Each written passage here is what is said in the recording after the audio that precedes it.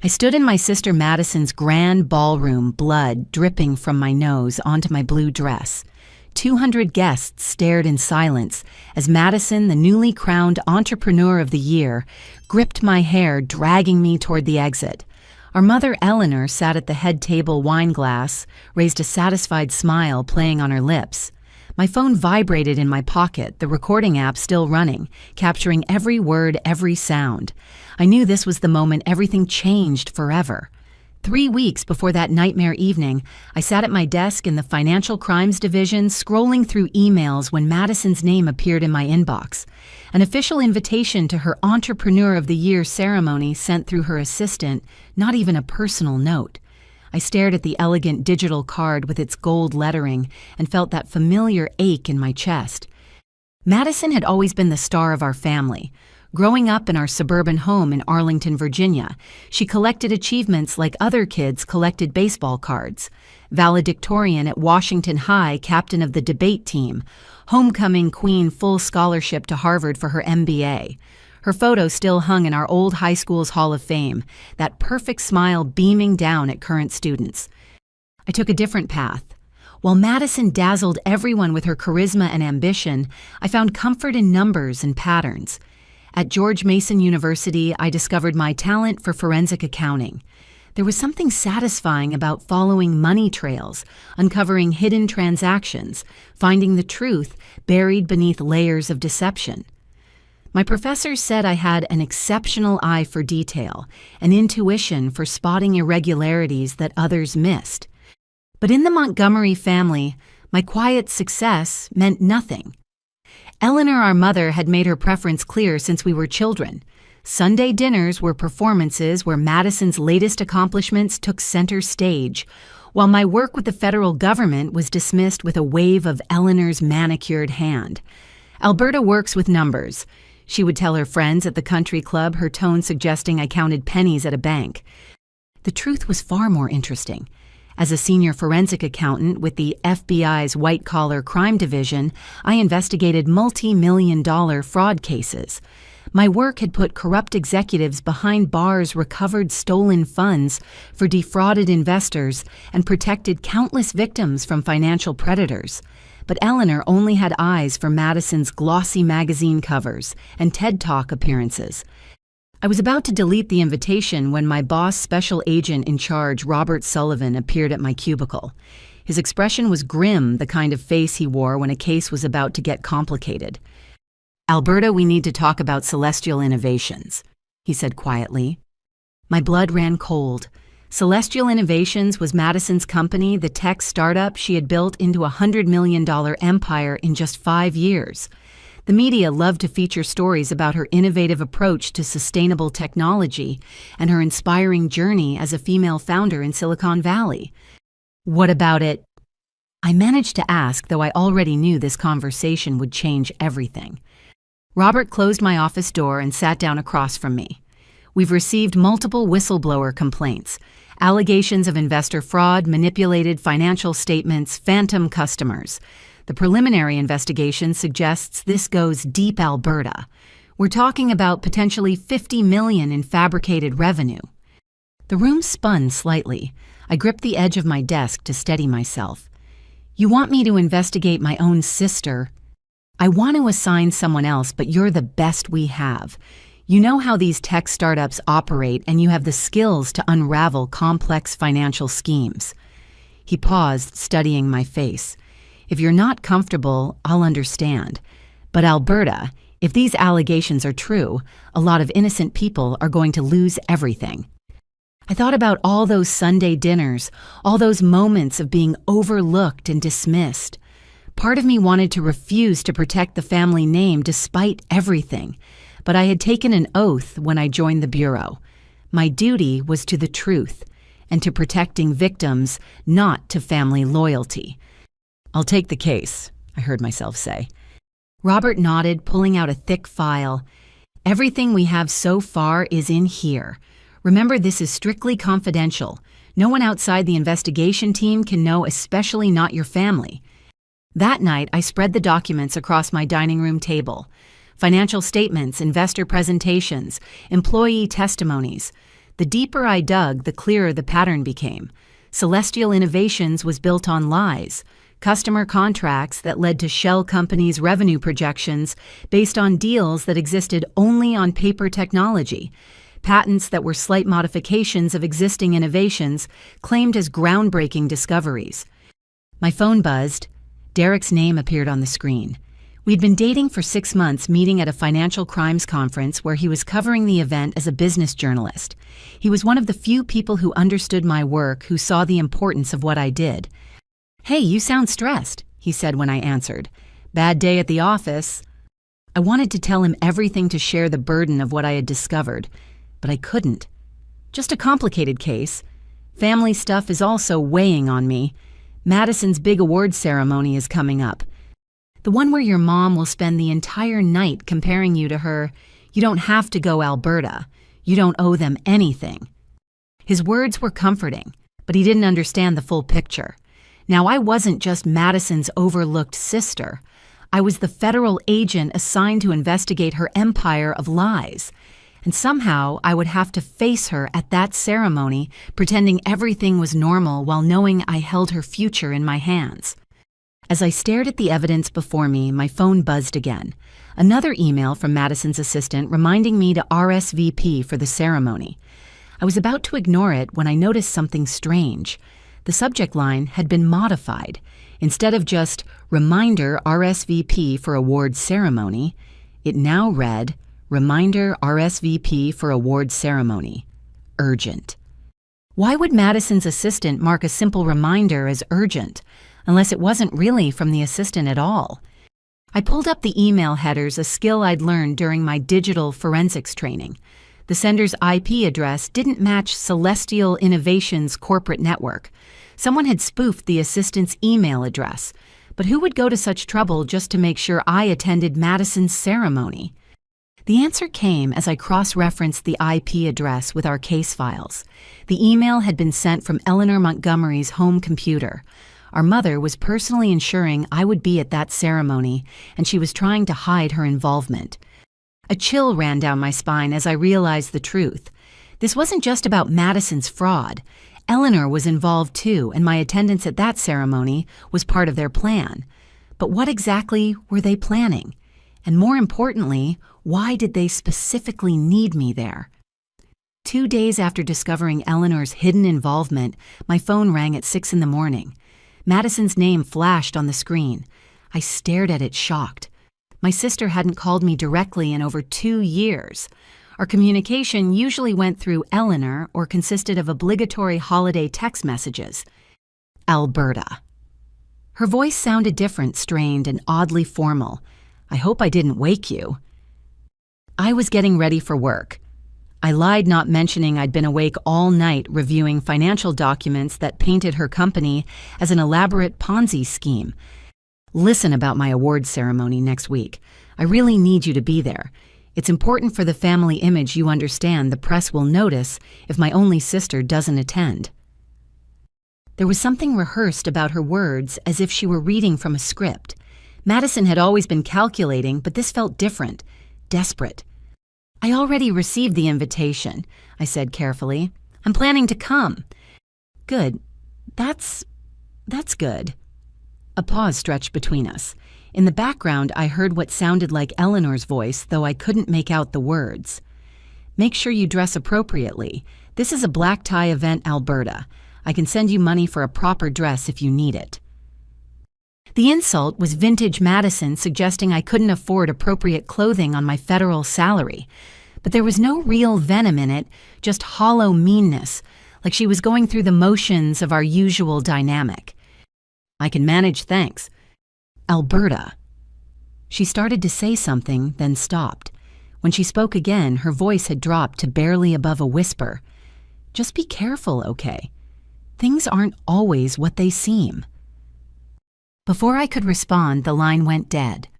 I set the phone down, my investigator's instincts on high alert. Madison never told me to be careful. She never showed concern for my well-being. And that phrase, "things aren't always what they seem," felt like a warning. That evening, I met Derek at our usual coffee shop in Georgetown. He was already there when I arrived, laptop open, fingers flying across the keyboard. His dark hair fell across his forehead as he concentrated on whatever story he was crafting.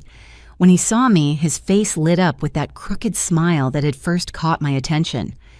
"You look like you've seen a ghost," he said, closing his laptop and pulling out the chair beside him. "Madison called me this morning. Personally, first time in 2 years." Derek's eyebrows rose. "Let me guess she wants to make sure you'll be at her coronation to play the supportive sister for the cameras." "Something like that." I wrapped my hands around the warm coffee mug he'd ordered for me. But there was something off about the conversation. She seemed scared. Madison scared. Derek shook his head. "From what you've told me, your sister doesn't do scared. She does confident, manipulative, and cruel, but not scared." I wanted to tell him about the investigation, about the fraud I'd uncovered, about Eleanor's strange involvement with the invitation, but the words stayed locked behind my professional obligations. Instead, I said, "She told me to be careful, that things aren't always what they seem." Derek leaned forward, journalist instincts clearly engaged. "That's definitely not normal sister behavior. What do you think she meant?" "I have no idea." It wasn't entirely a lie. While I knew about the financial crimes Madison's warning suggested, something else was at play, something I hadn't uncovered yet. "You know," Derek said slowly, "I've been working on a series about corporate fraud in tech startups. There's been a pattern lately, family-run companies where the fraud goes deeper than just cooked books. Sometimes there are other crimes hidden underneath the financial ones." My pulse quickened. "What kind of crimes?" "Blackmail, mostly. Sometimes threats of violence. In one case, I'm investigating the CEO was being controlled by someone who had dirt on them, forced to commit fraud to protect darker secrets." He studied my face. "Your sister's company wouldn't happen to be one of those startups built on family connections, would it?" I forced myself to take a calm sip of coffee. Madison's success is all her own. She never let family help with anything. Another partial truth. Madison had refused my help, but had always been suspiciously close to Eleanor's wealthy social circle. That night, back in my apartment, I decided to examine the physical invitation more carefully. It had arrived by courier in an expensive envelope, the kind of thick cream-colored paper that whispered old money. I'd barely glanced at it before dismissing it as just another example of Madison's need to impress. Now I studied every detail. The envelope felt heavier than it should for a single invitation. I carefully felt along the edges and noticed a slight bump along the bottom seam. Using a letter opener, I delicately separated the layers of paper. A small folded note fell onto my desk. The handwriting was shaky, completely different from Madison's usual perfect script. Just 2 words: "Help me." I stared at the message, my mind racing. This wasn't the confident, cruel sister who had tormented me for years. This was someone in trouble, someone desperate enough to hide a plea for help in an invitation she knew would be scrutinized by others. But helped with what, the fraud investigation, or something else entirely? I photographed the note and the envelope, then carefully refolded it and tucked it into my investigation file. Whatever game Madison and Eleanor were playing, it was more complex than simple financial fraud. My sister was trapped in something, and despite all the years of pain between us, she was reaching out to the one person she knew could uncover the truth. The next morning, I pulled Madison's personal financial records, using my federal authority to dig deeper than I had before. What I found made my blood run cold. 3 years ago, right around the time Celestial Innovations received its first major investment, Madison had liquidated her entire trust fund, the one our grandmother had left us. But the money hadn't gone into her company. It had vanished into a series of offshore accounts controlled by Montgomery Financial Holdings, a company registered in Eleanor's name. Madison hadn't built her empire on her own merit. She'd been bankrolled by Eleanor, and now Eleanor owned her. Every success, every achievement, every moment of glory Madison had enjoyed came with strings attached to our mother's controlling hands. I thought about all those years of Eleanor praising Madison while dismissing me. Had it all been an act? Had Eleanor been grooming Madison for this exact purpose, turning her into a perfect puppet for financial crimes while keeping me at arm's length to avoid suspicion? The truth was starting to emerge, but I needed more evidence. I needed to understand the full scope of Eleanor's plan and why my presence at the awards ceremony was so crucial. Most importantly, I needed to figure out if Madison's plea for help was genuine or just another manipulation in a game I was only beginning to understand. My phone buzzed with a text from an unknown number. "The ceremony is more than it seems. Trust no one, not even those asking for help. A friend." I stared at the message, wondering who else knew about the web of deception surrounding my family. Someone was watching someone who knew enough to warn me. But in a game where even my sister's desperate plea could be a trap, how could I know who to trust? One thing was certain. I would attend that ceremony, but I wouldn't be going as the overlooked sister Eleanor and Madison expected. I would be going as federal agent Alberta Montgomery, armed with evidence and ready to uncover whatever twisted plan my family had set in motion. The invitation had been sent, the trap had been set, but they had no idea that their intended victim was now the hunter. The Grandview Hotel stood like a gleaming monument to excess in downtown Washington, its marble facade reflecting the afternoon sun. I arrived an hour early for Madison's ceremony, hoping to find her alone before the evening's festivities began. The invitation had specified cocktails at 6, dinner at 7, but I knew Madison's obsessive nature. She would be there hours early, micromanaging every detail. I wore a simple black cocktail dress, professional, but understated the kind of outfit that would blend into the background. Tucked in my purse was my phone with a fully charged battery and a recording app ready to activate. After finding Madison's hidden plea for help, I couldn't shake the feeling that tonight would be more than just another family humiliation ritual. The hotel staff recognized Madison's name immediately when I asked for her at the front desk. "Miss Montgomery is in the Crystal Ballroom," the concierge said with a practiced smile. "She's been here since noon preparing. Shall I announce you?" "No need, she's expecting me." I took the elevator to the 3rd floor, my heels clicking against marble floors as I walked toward the ballroom. The doors were propped open, revealing an opulent space decorated in silver and gold. Round tables draped in ivory linens filled the room, each centerpiece a towering arrangement of white orchids and roses. A stage dominated the far wall where a podium waited beneath a massive screen displaying Celestial Innovations' logo. But it was the sound that stopped me cold. Crying. Desperate broken sobs echoing from somewhere nearby. I followed the sound to the women's bathroom adjacent to the ballroom. Inside, I found Madison hunched over a sink, her carefully applied makeup streaming down her face in black rivers. She wore a stunning silver gown that probably cost more than most people's cars, but her shoulders shook with the kind of grief that expensive clothing couldn't hide. "Madison!" She spun around, eyes wide with panic. For a moment, neither of us moved. Then she lunged forward, gripping my arms with desperate strength. "You came. Oh God, Alberta, you actually came." Her voice cracked on every word. "I didn't think. After everything I've done to you, I didn't think you'd really show up. What's going on?" I kept my voice calm, professional, even as my mind raced. This wasn't the Madison I knew. This was someone on the edge of a complete breakdown. "I can't do this anymore." She released me and stumbled back against the sink. The lies, the pressure, the threats. Do you know what it's like to wake up every morning knowing that everything you've built is fake, that you're nothing but a puppet dancing on strings? I thought about the financial records I'd uncovered about Eleanor's hidden control over Madison's company. "Tell me about the money, Madison. Tell me about Montgomery Financial Holdings." Her face went white beneath the streaked makeup. "You know, how do you—" "I know Eleanor has been controlling your company. I know the seed money came from your trust fund, not from legitimate investors. What I don't understand is why you let her do it." Madison laughed a bitter sound that held no humor.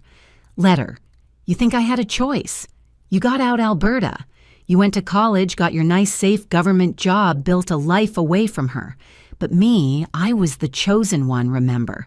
The golden child who would carry on the Montgomery legacy. She turned to the mirror, staring at her ruined reflection. Do you know what she told me when I was 16? That I was born to make her proud, that my success would be her success. I thought she meant she wanted me to achieve great things. I didn't realize she meant she wanted to achieve things through me. Madison, if you're being coerced, if Eleanor is threatening you, I can help. There are resources, protection. She whirled around, eyes blazing. From Eleanor Montgomery. Do you know what she's capable of? Do you know what she's done to people who've crossed her?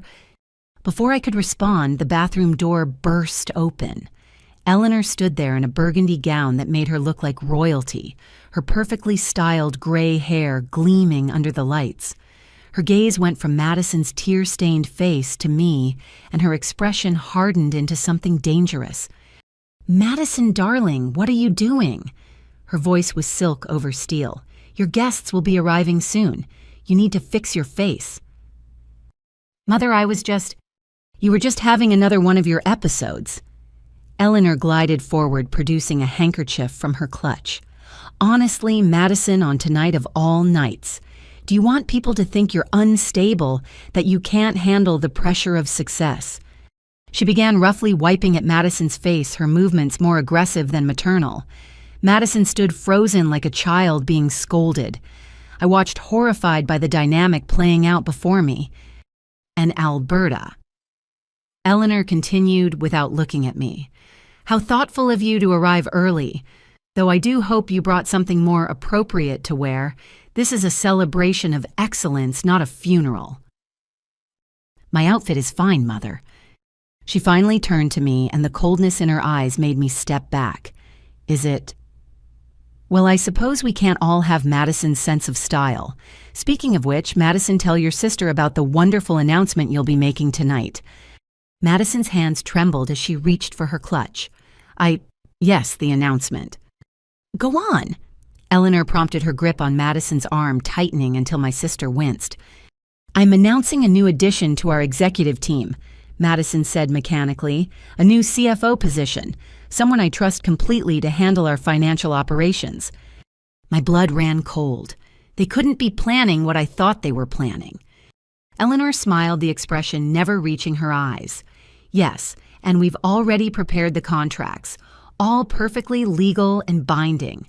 The new CFO will have full signing authority, complete access to all accounts, and most importantly, full liability for any financial decisions made by the company. I won't do it, I said flatly. Whatever scheme you're running, I won't be part of it. Scheme. Eleanor's laugh tinkled like broken glass. My dear Alberta, this is a legitimate business opportunity. Madison is offering you a chance to finally be part of something successful. Isn't that what you've always wanted, to be recognized, to matter? She moved closer, invading my personal space. Or would you prefer to remain a nobody investigating other people's successes because you're too frightened to achieve your own? I'd prefer to stay honest, I shot back. Something that seems to be in short supply in this family. Eleanor's mask slipped for just a moment, revealing something vicious underneath. Honesty. How quaint. Tell me, Alberta, how honest have you been with us? Accepting our invitations, coming to our family gatherings, pretending to be the supportive sister, while secretly judging us, while investigating us, perhaps. The way she said that last part made my heart skip. Did she know about the federal investigation, or was she fishing? I don't know what you're talking about. Don't you? Eleanor circled me like a predator. Madison, tell your sister about the interesting phone call I received yesterday from a friend at the Justice Department. Madison's eyes widened in genuine surprise. Mother, what call? Eleanor ignored her. It seems someone has been asking questions about celestial innovations, poking around in places they shouldn't, making certain people very nervous. If Madison's company is legitimate, then there's nothing to worry about, I said evenly. Oh, but there's always something to worry about, isn't there? Especially when family members can't be trusted to protect each other. She stopped directly in front of me. Tonight's announcement will solve so many problems. A new CFO taking responsibility for all financial matters past and present. Someone whose signature appears on all the relevant documents. Someone who sadly has been embezzling funds for personal gain. You're insane if you think I'll sign anything. Are we? Eleanor smiled again. Madison, show your sister who's already on the guest list for tonight. Madison pulled out her phone with shaking hands, showing me the RSVP list. My stomach dropped as I recognized several names: federal judges, state prosecutors, the deputy director of the FBI, people who could destroy my career with a single word. They're all so excited to meet our new CFO, Eleanor purred. To shake hands with the woman whose name appears on so many interesting financial documents. Documents that were filed months ago, all properly dated and notarized. It's amazing what money can buy, isn't it? She meant forged documents, papers that would show I'd been involved with celestial innovations from the beginning. My signature on fraud-riddled financial statements, my authorization on illegal transfers. A perfectly crafted frame that would destroy my credibility as a federal investigator. Security, Eleanor called out suddenly. 2 large men in suits appeared in the doorway. Please escort Ms. Montgomery to table 23, the one in the back corner. She seems to be feeling overwhelmed and needs a quiet place to sit. Don't touch me, I warned as they approached. Now, Eleanor tisked. Let's not make a scene. You are going to walk calmly to your table and wait for the ceremony to begin. And when Madison makes her announcement, you're going to smile and accept graciously. Because if you don't... She leaned in close. Her whisper meant only for me. Well, let's just say that your little boyfriend Derek might find his journalism career taking an unfortunate turn. It would be such a shame if those photos from his college days surfaced. The ones from that party where underage drinking led to that girl's death. He wasn't responsible, of course, but the media can be so unforgiving. My blood turned to ice. You're threatening Derek. He has nothing to do with this. Everyone has something to do with this now. Eleanor straightened, smoothing her dress. Madison, fix your face and get back to preparations. Alberta, be a good girl and go to your table. The show starts in 90 minutes. The security guards flanked me, their presence making it clear I had no choice. As they escorted me from the bathroom, I caught one last glimpse of Madison in the mirror. She was mouthing something, just 2 words repeated over and over. I'm sorry. But I couldn't worry about Madison's guilt or Eleanor's threats right now. I had 90 minutes to figure out how to stop this trap from closing. 90 minutes to save not just my career, but potentially my freedom. And somewhere in this elegantly decorated ballroom was the key to turning Eleanor's plan against her. As the guards deposited me at table 23, I noticed something Eleanor hadn't counted on. My table gave me a perfect view of the audio-visual booth, where technicians were setting up the presentation equipment. If I could somehow get to that booth, I might be able to disrupt the ceremony to prevent Madison from making her announcement. But first, I needed to activate my insurance policy. I pulled out my phone, pretending to check messages while actually opening my recording app. Whatever happened tonight, I would have evidence. Eleanor Montgomery thought she had me trapped, but she'd forgotten one crucial detail. She'd trained me to be overlooked, to be invisible. And invisible people could slip through cracks that others couldn't see. The ceremony hadn't started yet, but the real performance was about to begin. The crystal ballroom filled quickly as Washington's business elite arrived in waves. I sat at my exile table watching familiar faces from newspaper headlines and television interviews stream through the doors. Tech executives, venture capitalists, political figures all here to celebrate Madison's coronation as Entrepreneur of the Year. From my corner, I had a clear view of the head table where Eleanor held court greeting each guest with practiced charm. Madison stood beside her, the picture of composed success in her silver gown, all traces of her bathroom breakdown erased. Only I could see the slight tremor in her hands, the way her smile never quite reached her eyes. Ladies and gentlemen, A voice boomed over the speaker system. "Please take your seats. Tonight's ceremony will begin shortly." I watched the audio-visual booth calculating distances and obstacles. 2 security guards remained posted near my table, their eyes never leaving me. Eleanor had planned this perfectly, even down to my seating assignment that kept me visible, but isolated. The lights dimmed as the ceremony began. A man I recognized as Thomas Hartwell, CEO of one of the country's largest venture capital firms and Madison's primary investor, took the stage. "Good evening, everyone. Tonight we celebrate not just success, but transformation. Madison Montgomery hasn't just built a company, she's revolutionized how we think about sustainable technology." His words rang hollow as I recalled the fraudulent patents in the FBI files, but the audience ate it up, applauding enthusiastically. "Of course," Hartwell continued, "no entrepreneur succeeds alone. Madison has been fortunate to have the guidance of her brilliant mother, Eleanor, and the financial expertise of her sister, Alberta." My stomach clenched. The trap was beginning. "Alberta Montgomery," he said, gesturing toward my corner, "who has been instrumental in Celestial Innovations' financial strategy from day one." Heads turned to look at me. I kept my expression neutral even as my mind raced. They were establishing a narrative, creating witnesses who would later swear they heard about my involvement with the company. The next speaker was Patricia Chen, a prominent tech journalist whose blog reached millions. "Madison once told me that her sister Alberta was her secret weapon. She handles all the complex financial structures," Madison said. "I couldn't have built this without her." This was worse than I'd imagined. They weren't just planning to announce my new position, they were rewriting history, inserting me into Celestial Innovations' story from the beginning. Each speaker added another layer to the fabrication, and the audience had no reason to doubt what they were hearing. I pulled out my phone, pretending to respond to messages while actually typing a rapid text to Robert Sullivan. "Emergency at Grandview Hotel. They're setting me up as CFO of Celestial. Multiple witnesses present, including Deputy Director Watson. Need backup." The response came quickly. "Stay put, record everything, team mobilizing." Another speaker took the stage, this one, a congresswoman who served on the technology subcommittee. "Innovation requires not just vision, but trust.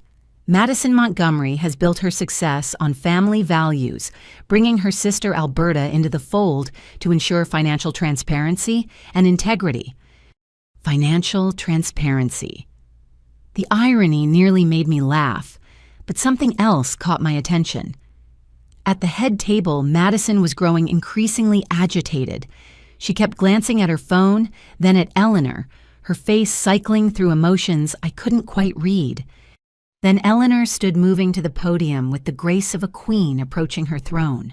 The room fell silent.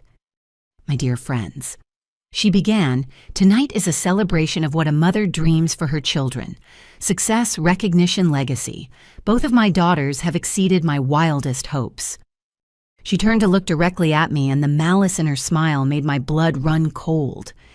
"Alberta, my youngest, tried to hide her light under a bushel for so long, working her little government job, pretending she didn't want more. But a mother knows her children's true desires. That's why I was so thrilled when she finally agreed to join Madison's venture." "That's a lie," I said loudly enough for nearby tables to hear. Eleanor's smile never wavered. "Oh, Alberta, always so modest. Ladies and gentlemen, my daughter has been secretly managing Celestial Innovations books for the past 3 years. Every financial filing, every investor report, all bearing her careful touch. She insisted on staying in the shadows, but tonight Madison wants to finally give her the recognition she deserves." My phone buzzed. "Derek, are you okay? Just saw something strange. 3 FBI vehicles parked outside the hotel, but no one's coming in." Before I could respond, Madison rose from her seat. She moved toward the podium like someone walking to their execution. Eleanor whispered something in her ear as they passed, and Madison flinched as if struck. "Thank you all for being here." Madison began, her voice barely audible even with the microphone. Success is never achieved alone. Tonight I want to acknowledge someone whose contribution to celestial innovations has been invaluable. She looked at me then, and I saw something shift in her expression. The fear was still there, but underneath it, something else flickered. Defiance, maybe, or desperation. My sister Alberta has indeed been instrumental in my company's growth. She continued, her voice growing stronger. Her expertise in financial matters is unmatched. That's why I'm honored to announce that she's accepting the position of Chief Financial Officer, effective immediately. The room erupted in applause. I stood shaking my head, but the security guards pressed closer, their message clear. Make a scene, and they would make it worse. I need to clarify something, I called out, pitching my voice to Carrie. I have never worked for Celestial Innovations. I'm a federal... She's so humble, Eleanor interrupted smoothly, her voice amplified by a second microphone. Alberta has always preferred to work behind the scenes, but we have all the documentation right here. She gestured to an assistant who wheeled out a cart stacked with folders. 3 years of employment records, tax filings, board meeting minutes, all properly documented and filed with the appropriate agencies. Forged. Every single document had to be forged. But to the audience, it looked like overwhelming evidence of my involvement. In fact, Eleanor continued, Alberta has been so dedicated that she's personally guaranteed several of our international contracts. Her signature appears on every major financial decision we've made. This was beyond just making me CFO. They were creating a paper trail that would make me personally liable for every fraudulent deal, every fake contract, every dollar of phantom revenue. I won't sign anything, I stated firmly. Eleanor's laugh tinkled through the ballroom. Oh, my dear, you already have. Months ago. You've just been so busy with your important government work that you must have forgotten. She pulled out a document, holding it up for the room to see. Even from my distance, I could see what purported to be my signature at the bottom. This is fraud, I said. Document forgery is a federal crime. Is it forgery when we have security footage of you visiting our offices, when we have email records of your correspondence, when dozens of employees can testify to your involvement? Eleanor's voice hardened. Or is it just a case of a frightened woman trying to distance herself now that questions are being asked? Questions are being asked. She did know about the investigation. This whole ceremony was designed to make me the scapegoat when the fraud was exposed. Madison suddenly gripped the podium, her knuckles white. I need to say something else. Madison, Eleanor warned. But Madison wasn't looking at her mother. She was looking at me, and her next words came out in a rush. Alberta has been investigating financial irregularities. She came to me with concerns about our accounting practices. As CEO, I take full responsibility for any issues she may have uncovered. The board should know that she's been trying to fix problems, not create them. The room went silent. Eleanor's face flushed with rage. This wasn't part of the script. But before anyone could respond, Madison swayed on her feet. I don't feel... She collapsed. The ballroom erupted in chaos. Guests rushed toward the stage. Someone called for a doctor.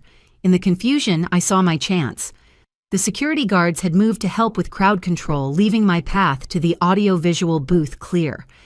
I moved quickly but calmly, just another concerned guest trying to get a better view. But instead of joining the crowd around Madison, I slipped into the booth where a technician was frantically trying to maintain the video feed. FBI, I said quietly, showing him my badge. I need you to upload a file to the presentation system, now.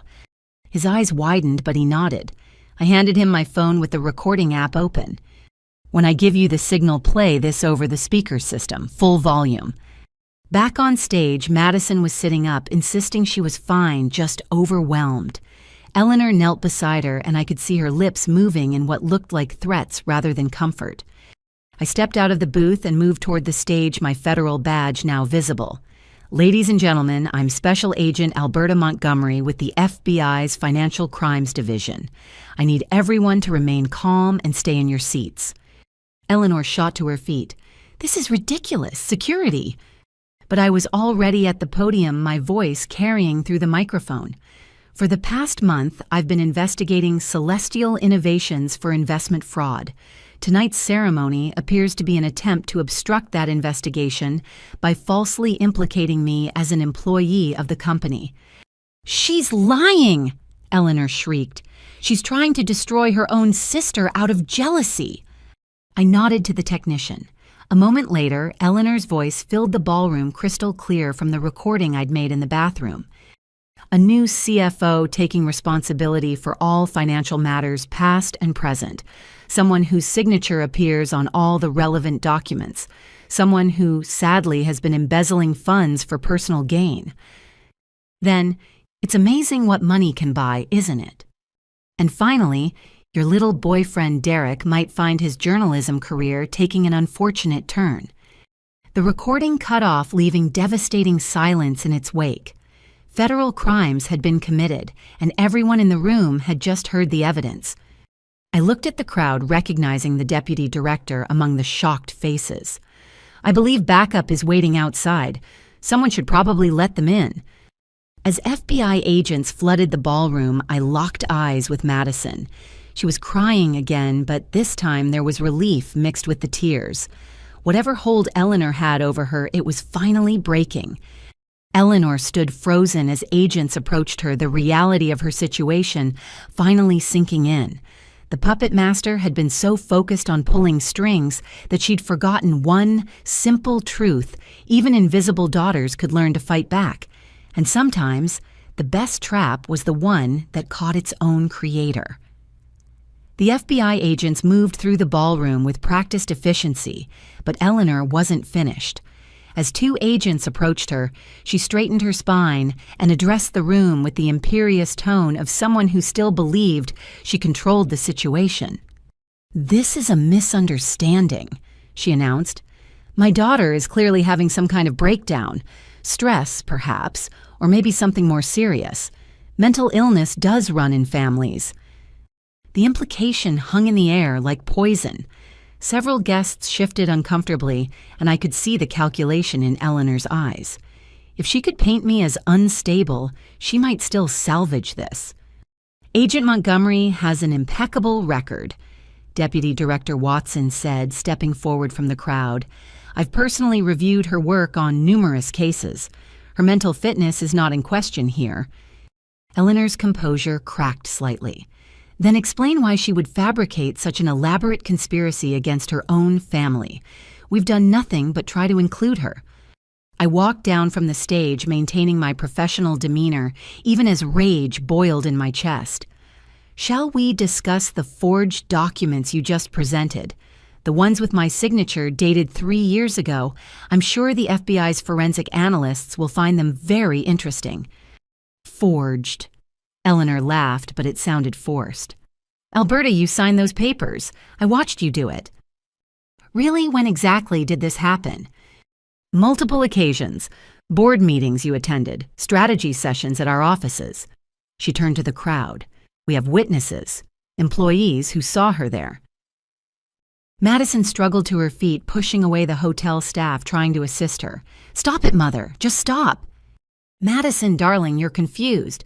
The stress—" "I said stop." Madison's voice cracked like a whip through the ballroom. She gripped the podium for support, but her eyes blazed with something I'd never seen before: courage. "You want to talk about witnesses? Then let's talk about who really runs Celestial Innovations." Eleanor took a step toward her daughter. "Madison, think carefully about what you're saying. Think about the consequences." "The consequences?" Madison laughed bitterly. "You mean like the consequences of building a company on lies, of defrauding investors who trusted me, of destroying my relationship with the only family I have left?" She looked at me, then tears streaming down her face. "Alberta never worked for Celestial. She never signed anything. Every document with her signature is fake. Mother had them created by a forger in Baltimore. I have the receipts. I have the emails. I have proof of everything." The room seemed to hold its collective breath. Eleanor's mask finally slipped, completely revealing the vicious predator beneath. "You ungrateful little bitch," she hissed. "After everything I've done for you, everything I've sacrificed." "Sacrificed?" Madison's voice rose. "You sacrificed me. You turned me into a criminal before I even understood what was happening. You stole my trust fund, my future, my life." Eleanor moved faster than I would have thought possible for a woman her age. Her hand shot out, grabbing Madison's hair and yanking her away from the podium. Madison cried out, stumbling in her heels. I rushed forward. "Let her go, Eleanor." My mother turned on me, still gripping Madison's hair. "This is your fault. You couldn't just accept your place. You had to dig, had to investigate, had to ruin everything." "The only person who ruined anything is you," I said, trying to keep her attention on me while Madison struggled. "You built an empire on fraud and thought you could make me take the fall." "You were perfect for it," Eleanor snarled. "The overlooked daughter, the government drone. Who would believe you weren't involved, a jealous sister trying to bring down the family success story?" Agent Sullivan appeared beside me. "Mrs. Montgomery, release your daughter immediately." Eleanor's grip tightened, making Madison whimper. "Or what, you'll arrest me. Go ahead. But know this, if I go down, everyone goes with me. Every investor who looked the other way, every politician who took our donations, every judge who signed off on our documents." "Mother, please," Madison gasped. "Shut up!" Eleanor shook her violently. "You were supposed to be my masterpiece, my legacy. But you're weak, just like your father." That name, never spoken in our house, seemed to electrify the air. Madison's eyes widened and I saw my opening. "Tell us about Dad, Eleanor," I said quietly. "Tell us about the car accident that wasn't really an accident." Eleanor's face went white. "You don't know what you're talking about." "Don't I? Financial fraud wasn't your first crime, was it? Dad found out what you were doing with his family's money. He was going to divorce you, take us away. But then he conveniently died in a single-car crash on a clear night on a road he'd driven 1,000 times." The ballroom was silent except for the scratch of pens as several journalists furiously took notes.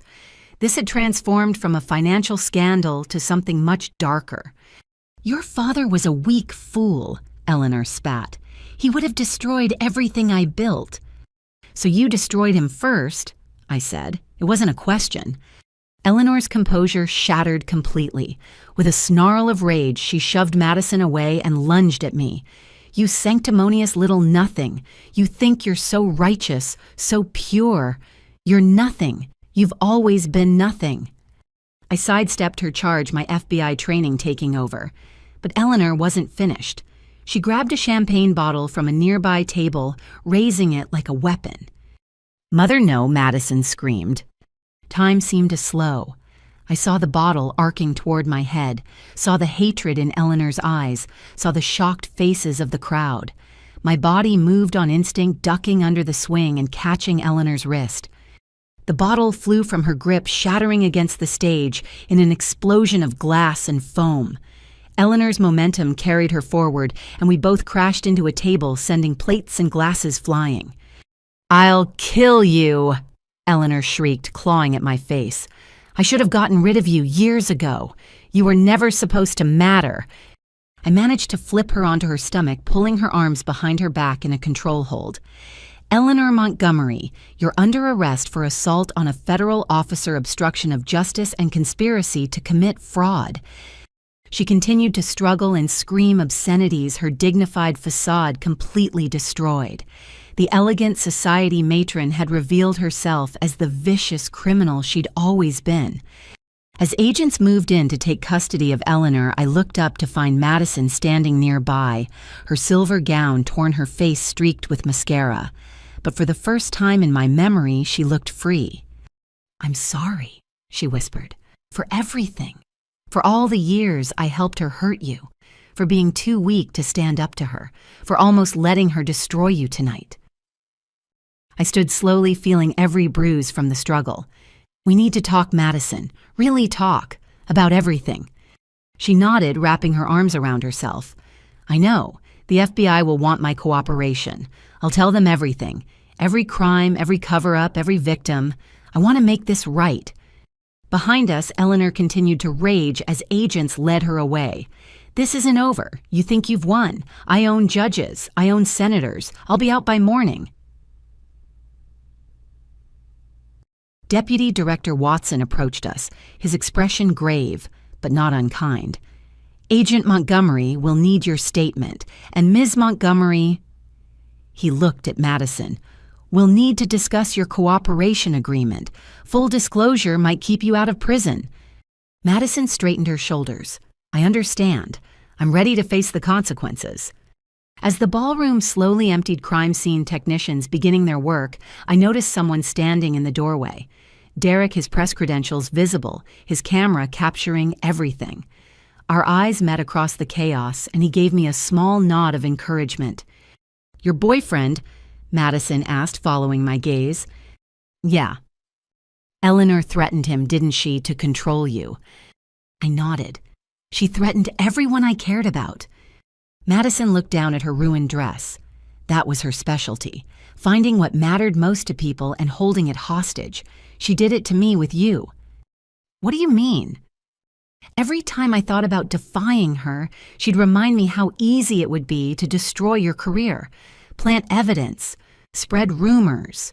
She said if I ever betrayed her, you'd be the one to pay for it." Madison met my eyes. "I told myself I was protecting you by keeping you away, but really I was just a coward." The admission hung between us, years of pain and misunderstanding starting to unravel. We had both been Eleanor's victims played against each other in a sick game of control and manipulation. "Agent Montgomery." An FBI technician approached. "We found a hidden room behind the stage. You're going to want to see this." Madison and I followed him backstage where a section of wall had been opened to reveal a small office space. Inside, boxes of documents lined the walls. Financial records, contracts, correspondence, Eleanor's real books, the ones that showed where every stolen dollar had gone. But it was the wall of photographs that made my blood run cold. Pictures of Madison and me at various ages, but also dozens of other people. Some faces I recognized from the business world, others were strangers. Red X marks crossed through several photos. "Victims," Madison said quietly. "People who got in her way, business partners who asked too many questions, investors who wanted their money back." She pointed to one photo, a middle-aged man with kind eyes. "Thomas Brennan. He tried to expose her 5 years ago. He died in a boating accident 2 weeks later." I stared at the wall of Eleanor's victims, understanding the true scope of what we'd uncovered. This went beyond financial fraud. This was a pattern of destruction spanning decades. "She was never going to let me go," Madison said, her voice hollow. "Even if tonight had gone according to plan, even if you'd been arrested for the fraud, she would have found new ways to control me. I would have been her puppet forever." I put my hand on her shoulder, feeling her tremble. "But you're not. You stood up to her. You told the truth. That took incredible courage." "It took you walking into that ballroom with your badge," Madison corrected. "You gave me the strength to finally fight back." As crime scene photographers documented Eleanor's hidden office, I thought about the phone call that started this night. My sister punched me in the face and dragged me out by my hair, but in the end, she'd helped me expose the truth. The physical confrontation had been Eleanor's final undoing, the violent outbreak that revealed the monster beneath the mask. But there was still more work to be done, more victims to find, more crimes to document, more truth to uncover.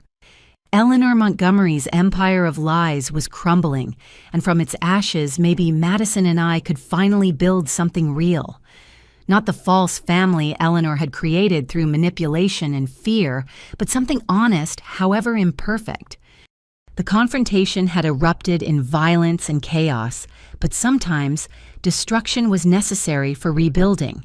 And as I watched the FBI systematically dismantling Eleanor's secret office, I knew the real work was just beginning. Eleanor's screams echoed through the ballroom as the FBI agent secured her hands behind her back with handcuffs.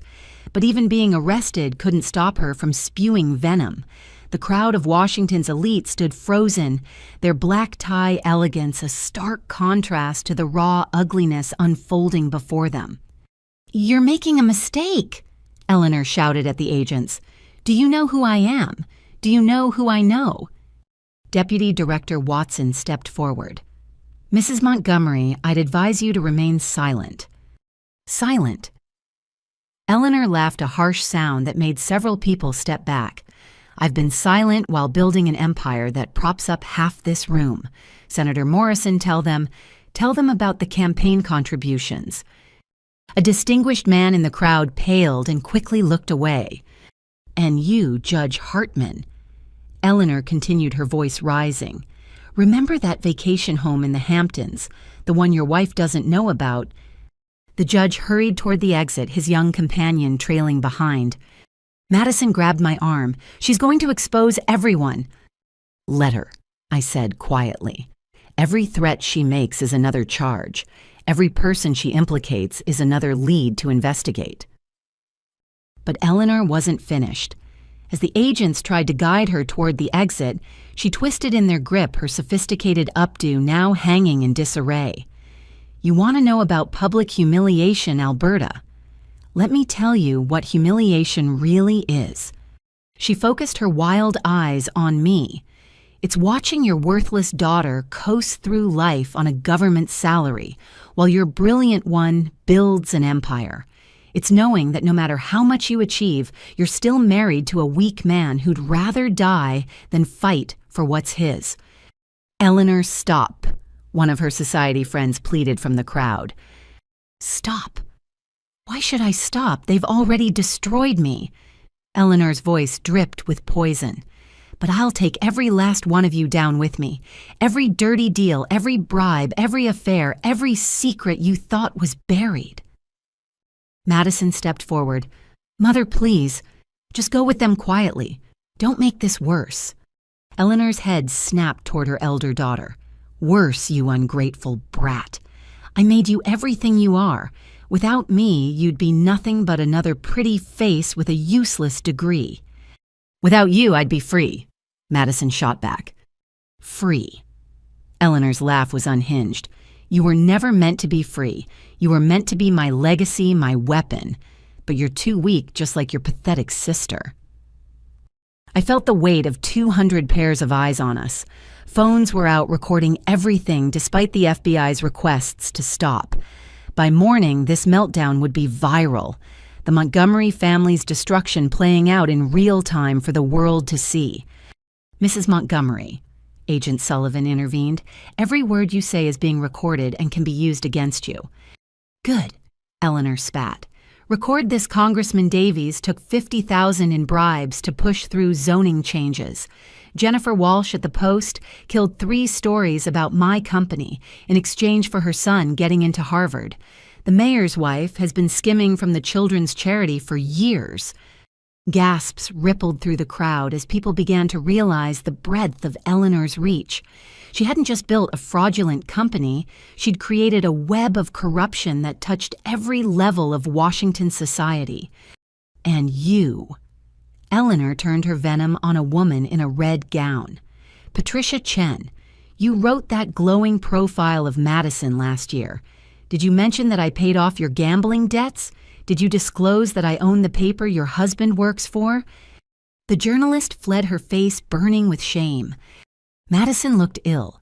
"She has dirt on everyone." "Not everyone," I said. "Just the people who were willing to be corrupted." Eleanor heard me and laughed again. "Oh, Alberta, still so naive. You think you're clean. You think your precious integrity protected you. I've been watching you for years. That apartment you rent, I own the building. That coffee shop where you meet your boyfriend, I have recordings of every conversation." My blood ran cold, but I kept my face neutral. Eleanor was spiraling, throwing out threats and revelations without strategy. Some might be true, others desperate lies. The FBI would sort through it all. "Is that supposed to frighten me?" I asked calmly. "You monitored your own daughter like a criminal. That says more about you than me." "I protected my interests," Eleanor snarled.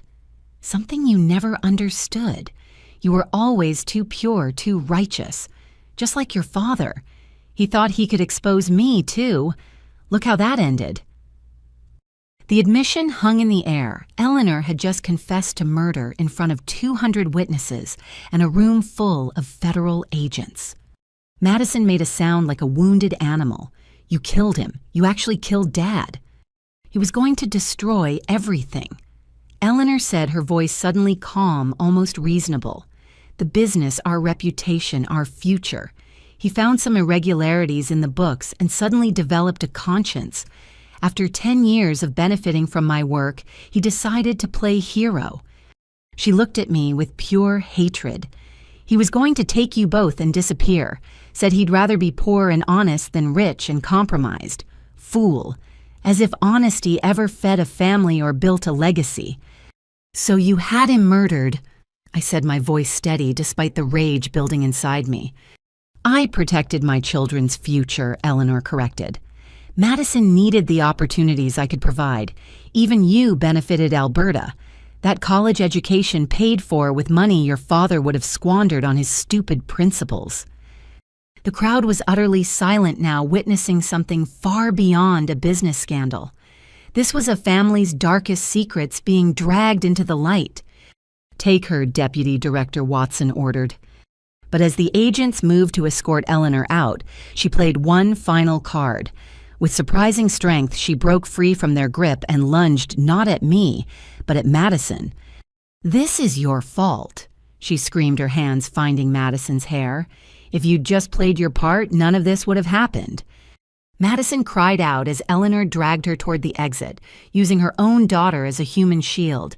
The agents hesitated, not wanting to risk injuring Madison. "Mother, stop," Madison sobbed. "Please." "You were supposed to be perfect," Eleanor ranted as she pulled Madison along. "My greatest creation. But you're flawed, weak, pathetic. Just like your sister.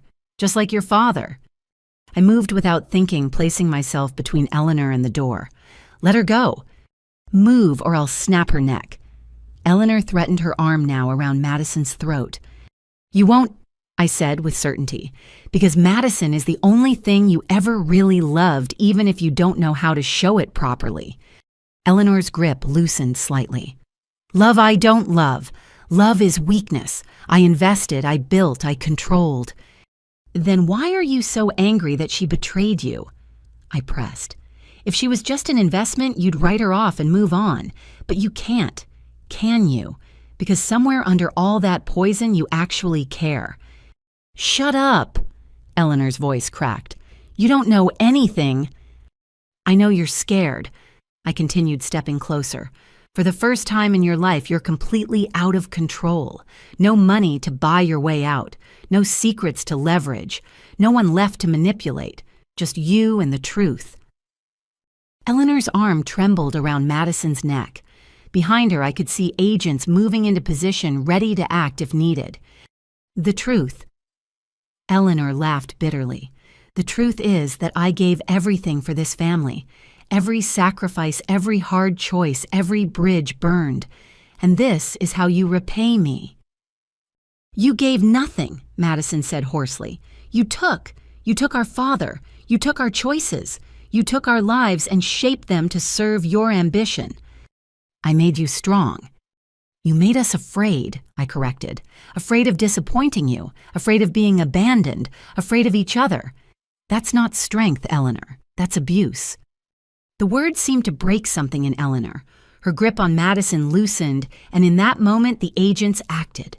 They pulled Madison to safety, while others restrained Eleanor. This time she didn't fight. The fight had gone out of her, leaving only a hollow-eyed woman in a ruined designer gown. As they led her away, Eleanor looked back one last time. "You'll regret this," she said quietly. "When you realize how cold the world is without my protection, you'll wish you'd been grateful." "The only thing I regret," I replied, "is that it took this long to stop you." Eleanor said nothing more as the agents escorted her out, but her silence was somehow worse than her screams. The ballroom erupted in chaos the moment she was gone. People fleeing phones, ringing conversations, exploding about what they'd witnessed. Madison stood in the center of it all, looking lost and broken. Her perfect dress was destroyed, her careful image shattered. But when she met my eyes, I saw something that hadn't been there before. Relief. "It's over," she whispered. "No," I said gently. "It's just beginning. The investigation, the trials, the recovery. We have a long road ahead." She nodded, wiping at her tears. "But she's gone. For the first time in my life, Eleanor is gone." I thought about all the years of manipulation, the careful grooming, the constant control Eleanor had wielded over both of us. Madison was right. Our mother was gone, not just from this ballroom, but from our lives. The puppet strings had finally been cut. But as I looked around the emptying ballroom, at the shattered champagne bottles and overturned tables, at the abandoned podium where Madison was supposed to have announced my destruction, I knew the hardest part was still to come. Eleanor had been exposed, but her victims, including us, still needed justice. Her empire still needed to be dismantled, and Madison and I still needed to figure out how to be sisters without Eleanor's poison between us. The public humiliation was complete. Eleanor Montgomery, society queen and business titan, had been dragged from her own celebration in handcuffs, confessing to murder and corruption in front of everyone who mattered. But as satisfying as her downfall was, I knew it was just the first step in a much longer journey. The real work of healing would begin tomorrow. The loading dock behind the Grandview Hotel was a chaos of flashing lights, FBI vehicles, local police cruisers and ambulances, creating a disco of red and blue against the concrete walls.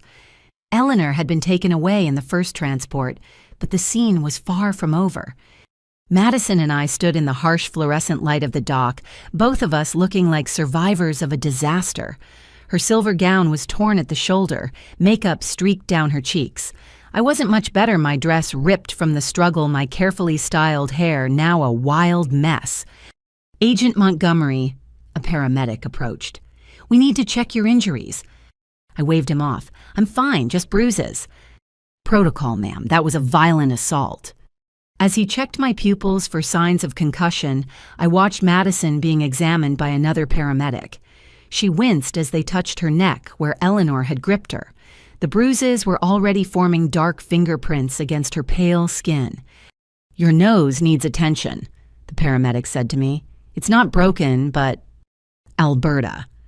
I turned to see Derek pushing through the police barrier, his press credentials getting him past the first line of security. An FBI agent stopped him 10 feet away. "That's my boyfriend," I called out. "Let him through." Derek reached me in 3 strides, his hands hovering near my face like he wanted to touch, but was afraid of hurting me. "Jesus, Alberta, when I saw her attack you—" "I'm okay," I assured him. "It looks worse than it is." "I got it all," he said quietly. Every word, every threat, every confession. My camera was running the whole time. I felt a mix of gratitude and unease. Having evidence was crucial, but I also knew our relationship was about to be scrutinized by every media outlet in the country. "Mr. Garrison," Agent Sullivan approached, "we'll need copies of your footage for evidence." "Of course," Derek agreed. Then he looked at me, something strange in his expression. "Alberta, there's something I need to tell you about why I was really at that financial crimes conference where we met." My stomach dropped. "Derek, I've been investigating Eleanor Montgomery for 2 years, he said in a rush. "Before I ever met you, I was tracking financial crimes in tech startups, and her name kept coming up. When I realized who you were at that conference, I should have told you immediately. But You used me," Madison said flatly from where she sat on an ambulance gurney. "You started dating my sister to get information on our family." "No," Derek said firmly. "I fell in love with your sister despite the investigation. Meeting Alberta it complicated everything. I tried to keep the two things separate." I stared at him, processing this revelation. How much of our relationship was real? "All of it," he said desperately. "Every moment, every feeling. I stopped actively investigating your family the day after our second date. I couldn't do it anymore, not when I was falling for you." "But you kept recording tonight," I pointed out. As a journalist, yes, and because I saw Eleanor threatening you. I couldn't stand by and do nothing. He pulled out a flash drive. 2 years of investigation, financial records interviews with victims, patterns of fraud going back decades. I was going to publish it all next month, but now it's evidence, Agent Sullivan said, taking the drive.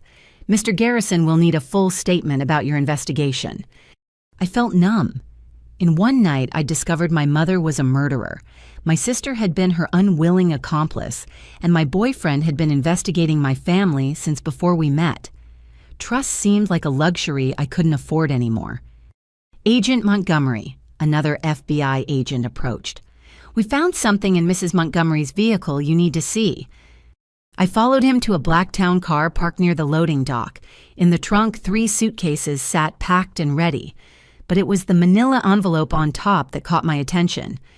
Inside were passports, Eleanor's real one and 2 fake ones under different names. Plane tickets to the Cayman Islands departing in 3 hours, bank routing numbers for offshore accounts, and photographs. Oh God, I breathed. The photos showed Madison and me at various locations over the past week. Outside my apartment, at the coffee shop with Derek, entering the FBI building. Each photo had notes on the back in Eleanor's handwriting. A leaves at 7:23 a.m. M meeting with lawyers, 2 p.m. D arrives at 6:47 p.m. She'd been watching us planning something. There's more, the agent said, handing me another document. It was a contract with a private security firm known for their willingness to do anything for the right price. The work order was dated for tonight, with 2 targets listed, Madison Montgomery and Alberta Montgomery. The instructions were chilling in their simplicity. Ensure subjects cannot testify. She was going to have us killed, Madison said, having followed me to the car.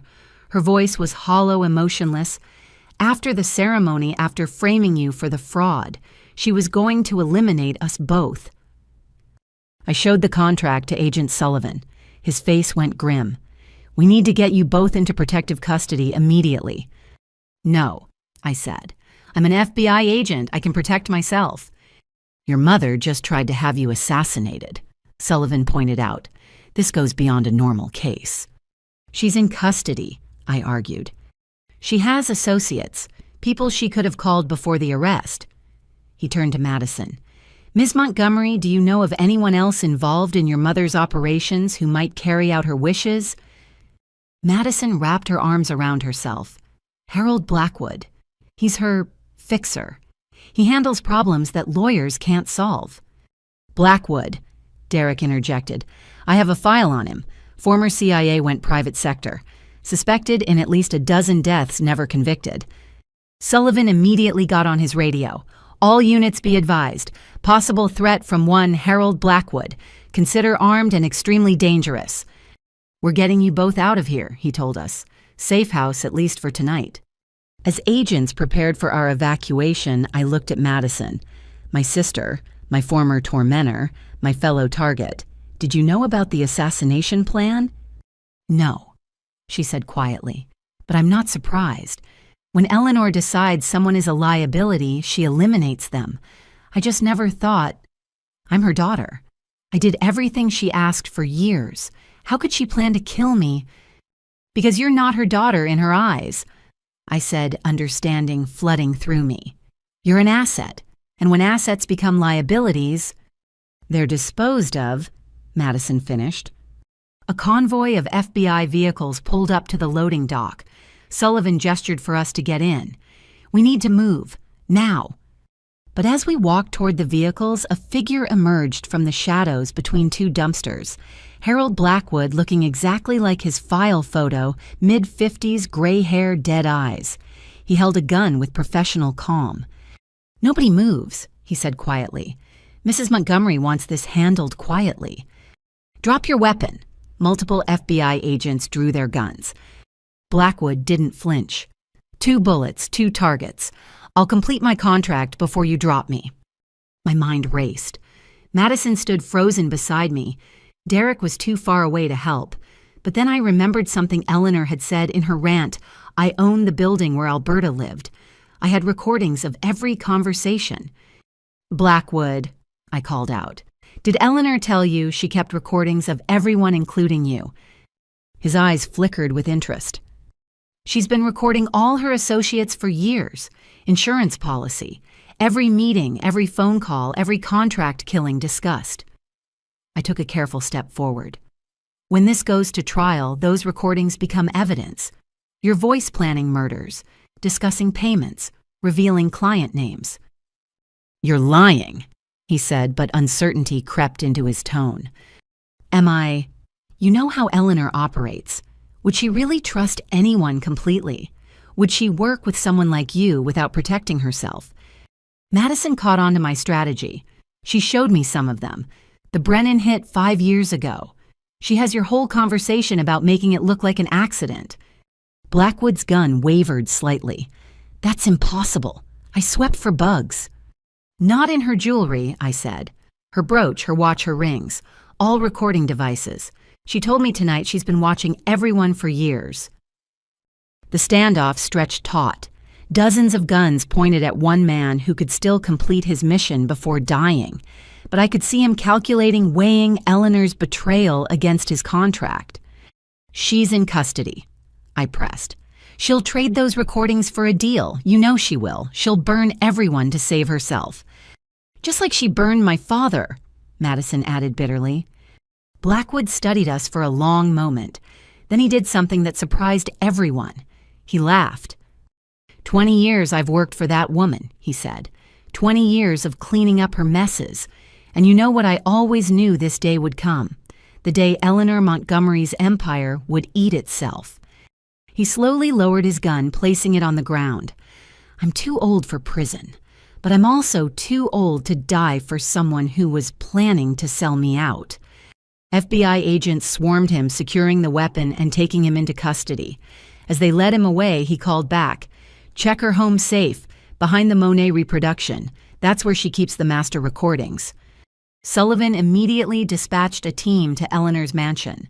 Then he turned to us. "That was incredibly dangerous, Agent Montgomery." "But effective," I replied, trying to keep my voice steady despite the adrenaline crash.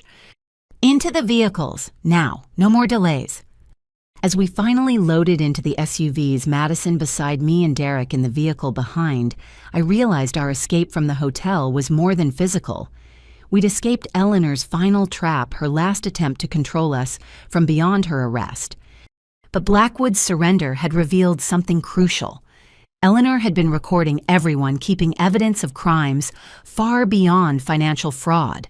Her empire wasn't just built on money, it was built on blackmail, murder, and mutually assured destruction. "Where are we going?" Madison asked as the convoy pulled away from the hotel. "Somewhere safe," Sullivan answered. "Where you can help us unravel your mother's network without worrying about assassination attempts." I looked back at the Grandview Hotel, its elegant facade hiding the ugly scene we'd left behind. In one night, I'd gone from overlooked daughter to federal witness to assassination target. Madison had gone from golden child to co-conspirator to fellow victim. And Derek, I still didn't know what Derek was to me anymore. But we were alive. We were free from Eleanor's immediate reach, and we had work to do. The emergency exit had been more dramatic than anyone could have imagined, but we'd made it out. Now came the harder part, staying alive long enough to see justice done. The FBI safe house sat in a quiet suburb of Alexandria, a nondescript 2-story home that looked like every other house on the tree-lined street. Inside, it was all business-reinforced windows, security cameras, and agents stationed at every entrance. I sat at the kitchen table holding an ice pack against my bruised cheek while Madison huddled on the couch in the living room, wrapped in an FBI windbreaker over her ruined gown. Derek was in a separate room giving a statement about his 2-year investigation. Agent Montgomery. Sullivan approached with a laptop. "We've accessed the recordings from your mother's safe. You need to see this." The screen showed a file directory with hundreds of audio and video files, each labeled with names and dates. I recognized many of them: politicians, judges, business leaders, Eleanor's personal surveillance network. "This is..." I trailed off, overwhelmed by the scope. 23 years of recordings. Sullivan confirmed. Your mother built a blackmail empire. Every person who ever worked with her invested in her companies or helped cover her crimes. She has them all here. I clicked on a file labeled Thomas Brennan Final Meeting. Eleanor's voice filled the room, cold and businesslike. Mr. Brennan's becoming problematic. He's asking questions about the Singapore accounts. Handle it. Make it look recreational. Then Blackwood's voice. Boating accident. Perfect. His wife mentioned he's taking the yacht out this weekend. I closed the file, feeling sick. Madison had been right. Thomas Brennan had been murdered for asking questions. My phone buzzed the burner phone Sullivan had given me, an unknown number. Don't answer that, Sullivan warned. But something made me pick up. Hello. Heavy breathing, then a familiar voice that made my blood freeze. Eleanor. Hello, darling. How? I gestured frantically to Sullivan, who immediately started a trace. Did you really think they took my only phone? Eleanor's laugh was bitter. I've been preparing for this day for years. I have resources you can't imagine. What do you want? To offer you one last chance. Both of you. My lawyer will arrive within the hour with papers. Sign them, accept responsibility for the fraud, and I'll ensure you're treated well in minimum security. Refuse, and I'll release recordings that will destroy everyone you've ever cared about. You're in federal custody, I reminded her. You can't release anything. Can I check your email, Alberta, the personal one, not your FBI account? Against my better judgment, I opened my phone's email. A video file waited in my inbox. I clicked play and immediately wished I hadn't. It showed Derek in what looked like a college dorm room, clearly intoxicated, at the party Eleanor had mentioned earlier. A young woman was visible in the background, drinking heavily. The timestamp showed this was 3 hours before her death from alcohol poisoning. Derek had nothing to do with her death, I said. Of course not, but edited properly with the right narrative spin, the promising journalist who got a girl drunk and let her die, his career would be over. His reputation destroyed. You're sick. I'm practical, and this is just one example. Should I send you the video of Madison's college professor, the one she had an affair with? His wife doesn't know, nor do his 3 children. Or perhaps the recording of your beloved Aunt Patricia confessing to immigration fraud 20 years ago. Madison had moved closer, hearing Eleanor's voice. I put the phone on speaker. Mother, Madison said quietly. Stop this. Madison, darling, I'm disappointed in you most of all. After everything I've done, every sacrifice I've made, you stand there with her, with the daughter who was supposed to be nothing. Alberta was never nothing, Madison shot back. You just couldn't see her value because you can't see anything beyond your own ambition. Spare me the sisterly bonding. You hated her for 28 years. Because you made me. Madison's voice cracked. Every cruel word, every dismissive gesture, it was all you. You pitted us against each other from the time we could walk. I made you competitive, strong, winners. You made us miserable, I corrected. And now you're trying to manipulate us from a jail cell. It's over Eleanor. Is it, by my count, I have leverage on approximately 200 people in positions of power. Judges who will hear my case, prosecutors who will try it, witnesses who will testify. One phone call from me and their secrets go public. Sullivan slipped me a note. Keep her talking. Almost have her location. So what's your plan? I asked. Blackmail your way to freedom. Then what? Go back to your life knowing both your daughters want nothing to do with you. Silence. Then, you were never really my daughters.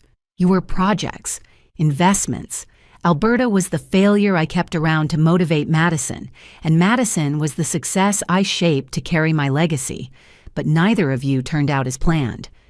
Because we're people, Madison said tearfully, not stocks in your portfolio. People disappoint. Investments can be liquidated.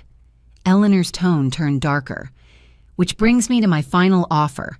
I've already transferred $50 million to untraceable accounts. Sign the confession, serve your time, and when you get out, you'll be wealthy. Refuse and I'll burn everything down around you. Your careers, your relationships, your reputations, ashes. We'll take our chances, I said. Will you think about Derek, Alberta? His parents are teachers in Ohio, salt of the earth people. How do you think they'll react when deep fake videos surface, showing their son in compromising positions? Technology is wonderful these days. I can destroy him without using any real footage at all.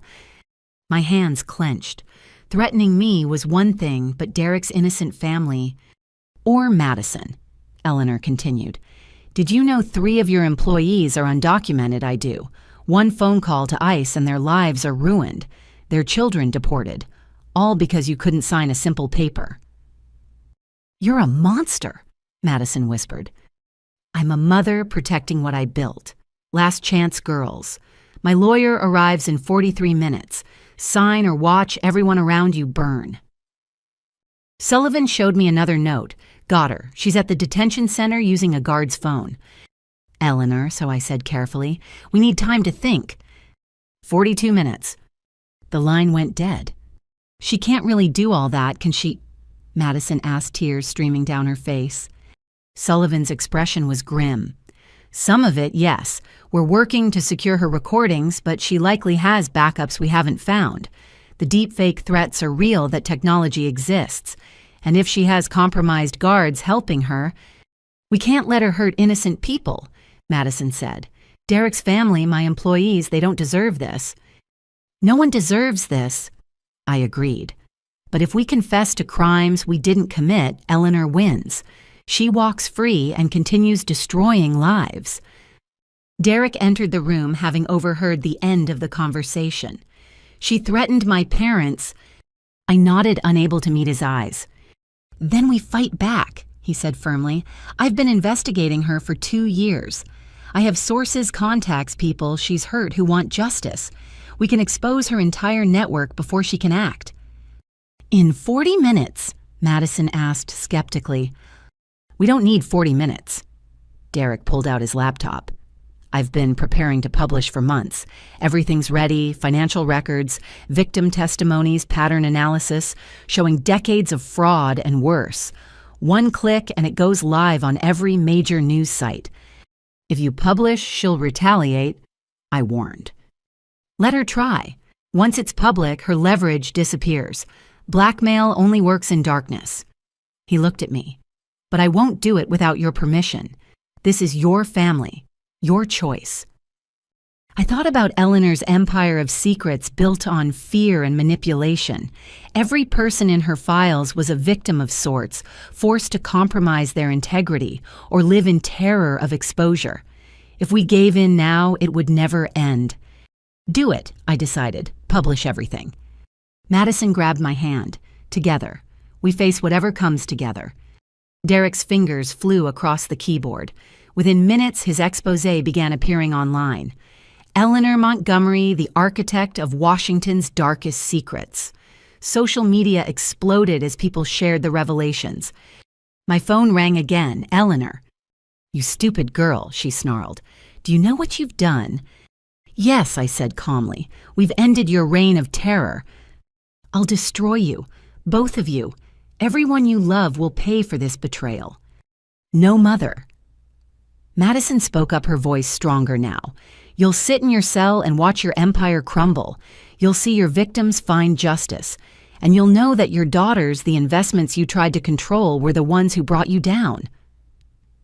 Eleanor's scream of rage was cut off as the line went dead, this time permanently. Sullivan confirmed the guard who'd given her the phone was in custody. As the night wore on, the responses poured in. Victims of Eleanor's blackmail came forward. Others she'd threatened expressed relief. The FBI received dozens of offers to testify against her. But it was a message from Aunt Patricia that hit hardest. I'm proud of you both. Your father would be too. Madison and I sat together on the couch, exhausted but free. Derek worked with the FBI to coordinate information, occasionally reaching over to squeeze my shoulder. We'd survived Eleanor's final manipulation, her last desperate attempt to control us from behind bars. She never loved us, Madison said quietly. Not really. No, I agreed. But maybe that's her loss, not ours. As dawn approached, painting the safe house windows with soft light, I thought about the family we might build from the ruins of Eleanor's empire. Not perfect, not without scars, but honest, real. The late-night call had been Eleanor's last weapon, and we'd survived it. Now, finally, we could begin to heal. The morning after Eleanor's arrest, I sat across from Aunt Patricia in a small cafe in Old Town Alexandria. The FBI had cleared the meeting, posting agents discreetly around the perimeter. Patricia looked older than her 63 years, gray, streaking through hair that had once been as dark as mine lines, etched deeply around green eyes that mirrored my father's. "You look like him," she said softly, studying my face. Thomas had that same determined set to his jaw when he was pursuing the truth. Madison sat beside me, nervously shredding a napkin. She'd barely spoken to Patricia since our father's funeral 15 years ago. Eleanor had made sure of that, painting our aunt as unstable, jealous, someone who would poison us against our mother. "Tell us about Dad," I said. "The real him, not the version Eleanor created." Patricia's eyes filled with tears. "Your father was the gentlest soul I ever knew. Brilliant with numbers, that's where you get it, Alberta. But he had Madison's gift for seeing the best in people. It's what made him vulnerable to Eleanor." She pulled out a weathered photo album from her bag. "I've been carrying this everywhere since I heard about last night. I hoped that someday I'd get to share these with you." The first photo showed our parents on their wedding day. Dad looked young and hopeful, his arm around Eleanor, who appeared radiant in white. But even in that happy moment, I could see something calculating in Eleanor's eyes. "They met at a charity auction," Patricia continued. "Eleanor was volunteering, or so she claimed. Later, we discovered she'd researched every wealthy attendee and positioned herself strategically. Thomas was her biggest catch. Old family money connections to half of Washington's elite, and trusting enough to believe her act." "When did you realize what she really was?" Madison asked quietly. "Not soon enough." Patricia turned the page to photos of us as babies. The first few years seemed perfect. Eleanor played the devoted wife and mother beautifully. But I noticed things. The way she'd study people at parties, filing away their weaknesses. How she'd manipulate Thomas into business deals that always benefited her friends. She showed us a picture of Dad holding toddler me while Madison played at his feet.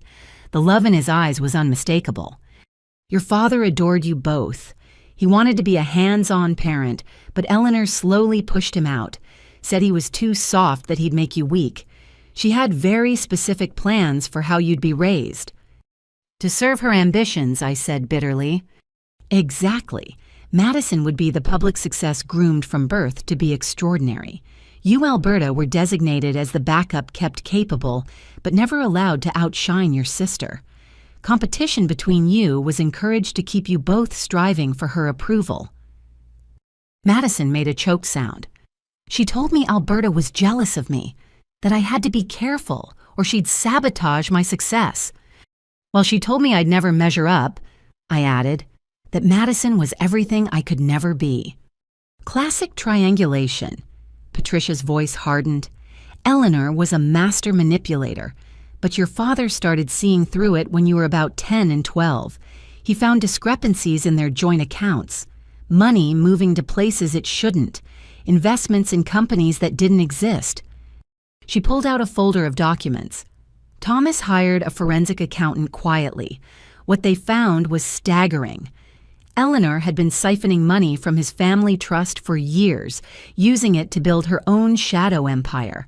Shell companies, offshore accounts, a network of financial crimes that would make your FBI cases look simple." "Why didn't he go to the authorities?" I asked. "He was gathering evidence. And—" Patricia hesitated. "He was afraid.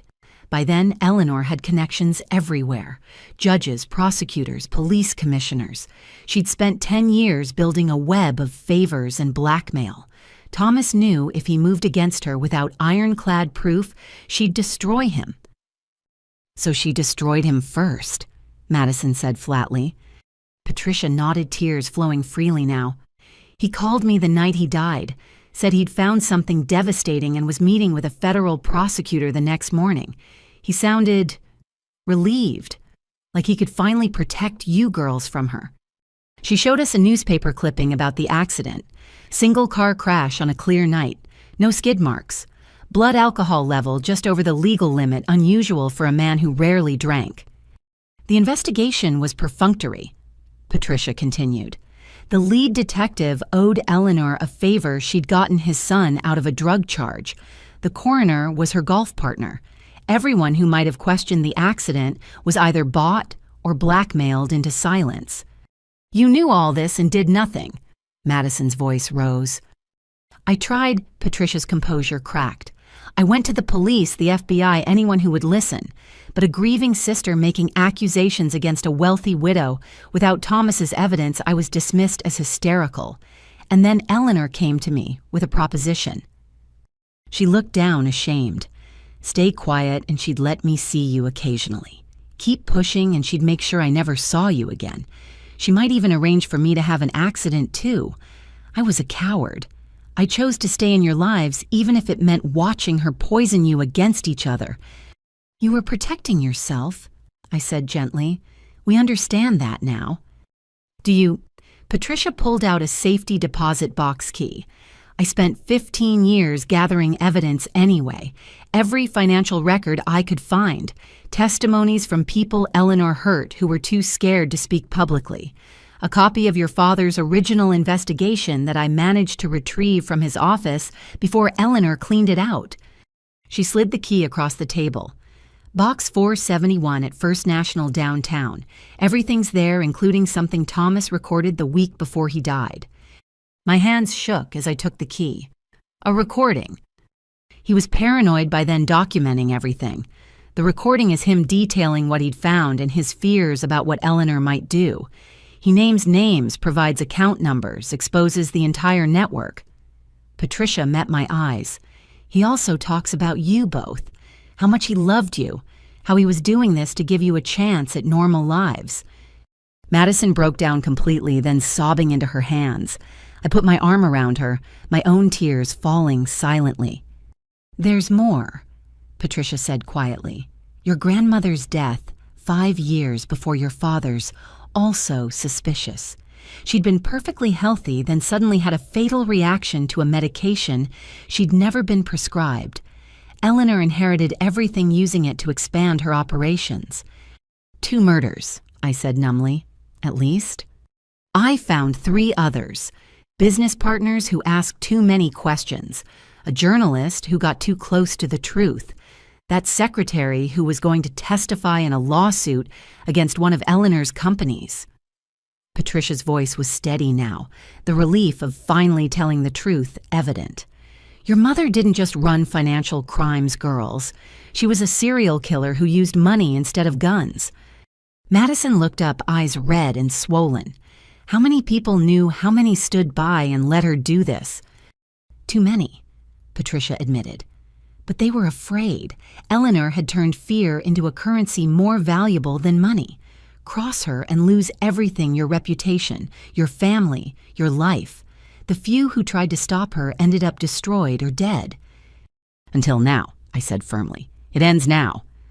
Patricia smiled sadly. Your father would be so proud. You did what he couldn't. You exposed her completely. And you did it together, which would have meant everything to him. We spent the next hour looking through photos, learning about the father Eleanor had erased from our lives. His love of jazz music, his terrible dad jokes, how he'd sneak into our rooms at night to leave notes under our pillows, telling us he loved us. Memories Eleanor had stolen along with his life. I have something else, Patricia said as we prepared to leave. She handed Madison a small jewelry box. Your father bought this for your 18th birthday. He was so excited, said it would be perfect for when you graduated. Madison opened it to find a delicate silver bracelet with 2 charms, a book and a magnifying glass. The book for Madison, who he said would write her own story. The magnifying glass for Alberta, who he knew would always seek the truth. Patricia smiled through her tears. "He wanted you to share it, to remember you were sisters first, no matter what came between you." Madison fastened the bracelet on my wrist, then held out her arm. I did the same for her. For the first time in our lives, we had something of our father's that Eleanor hadn't touched. As we left the cafe, the FBI escort falling into step behind us, I thought about all the years of lies we'd lived under.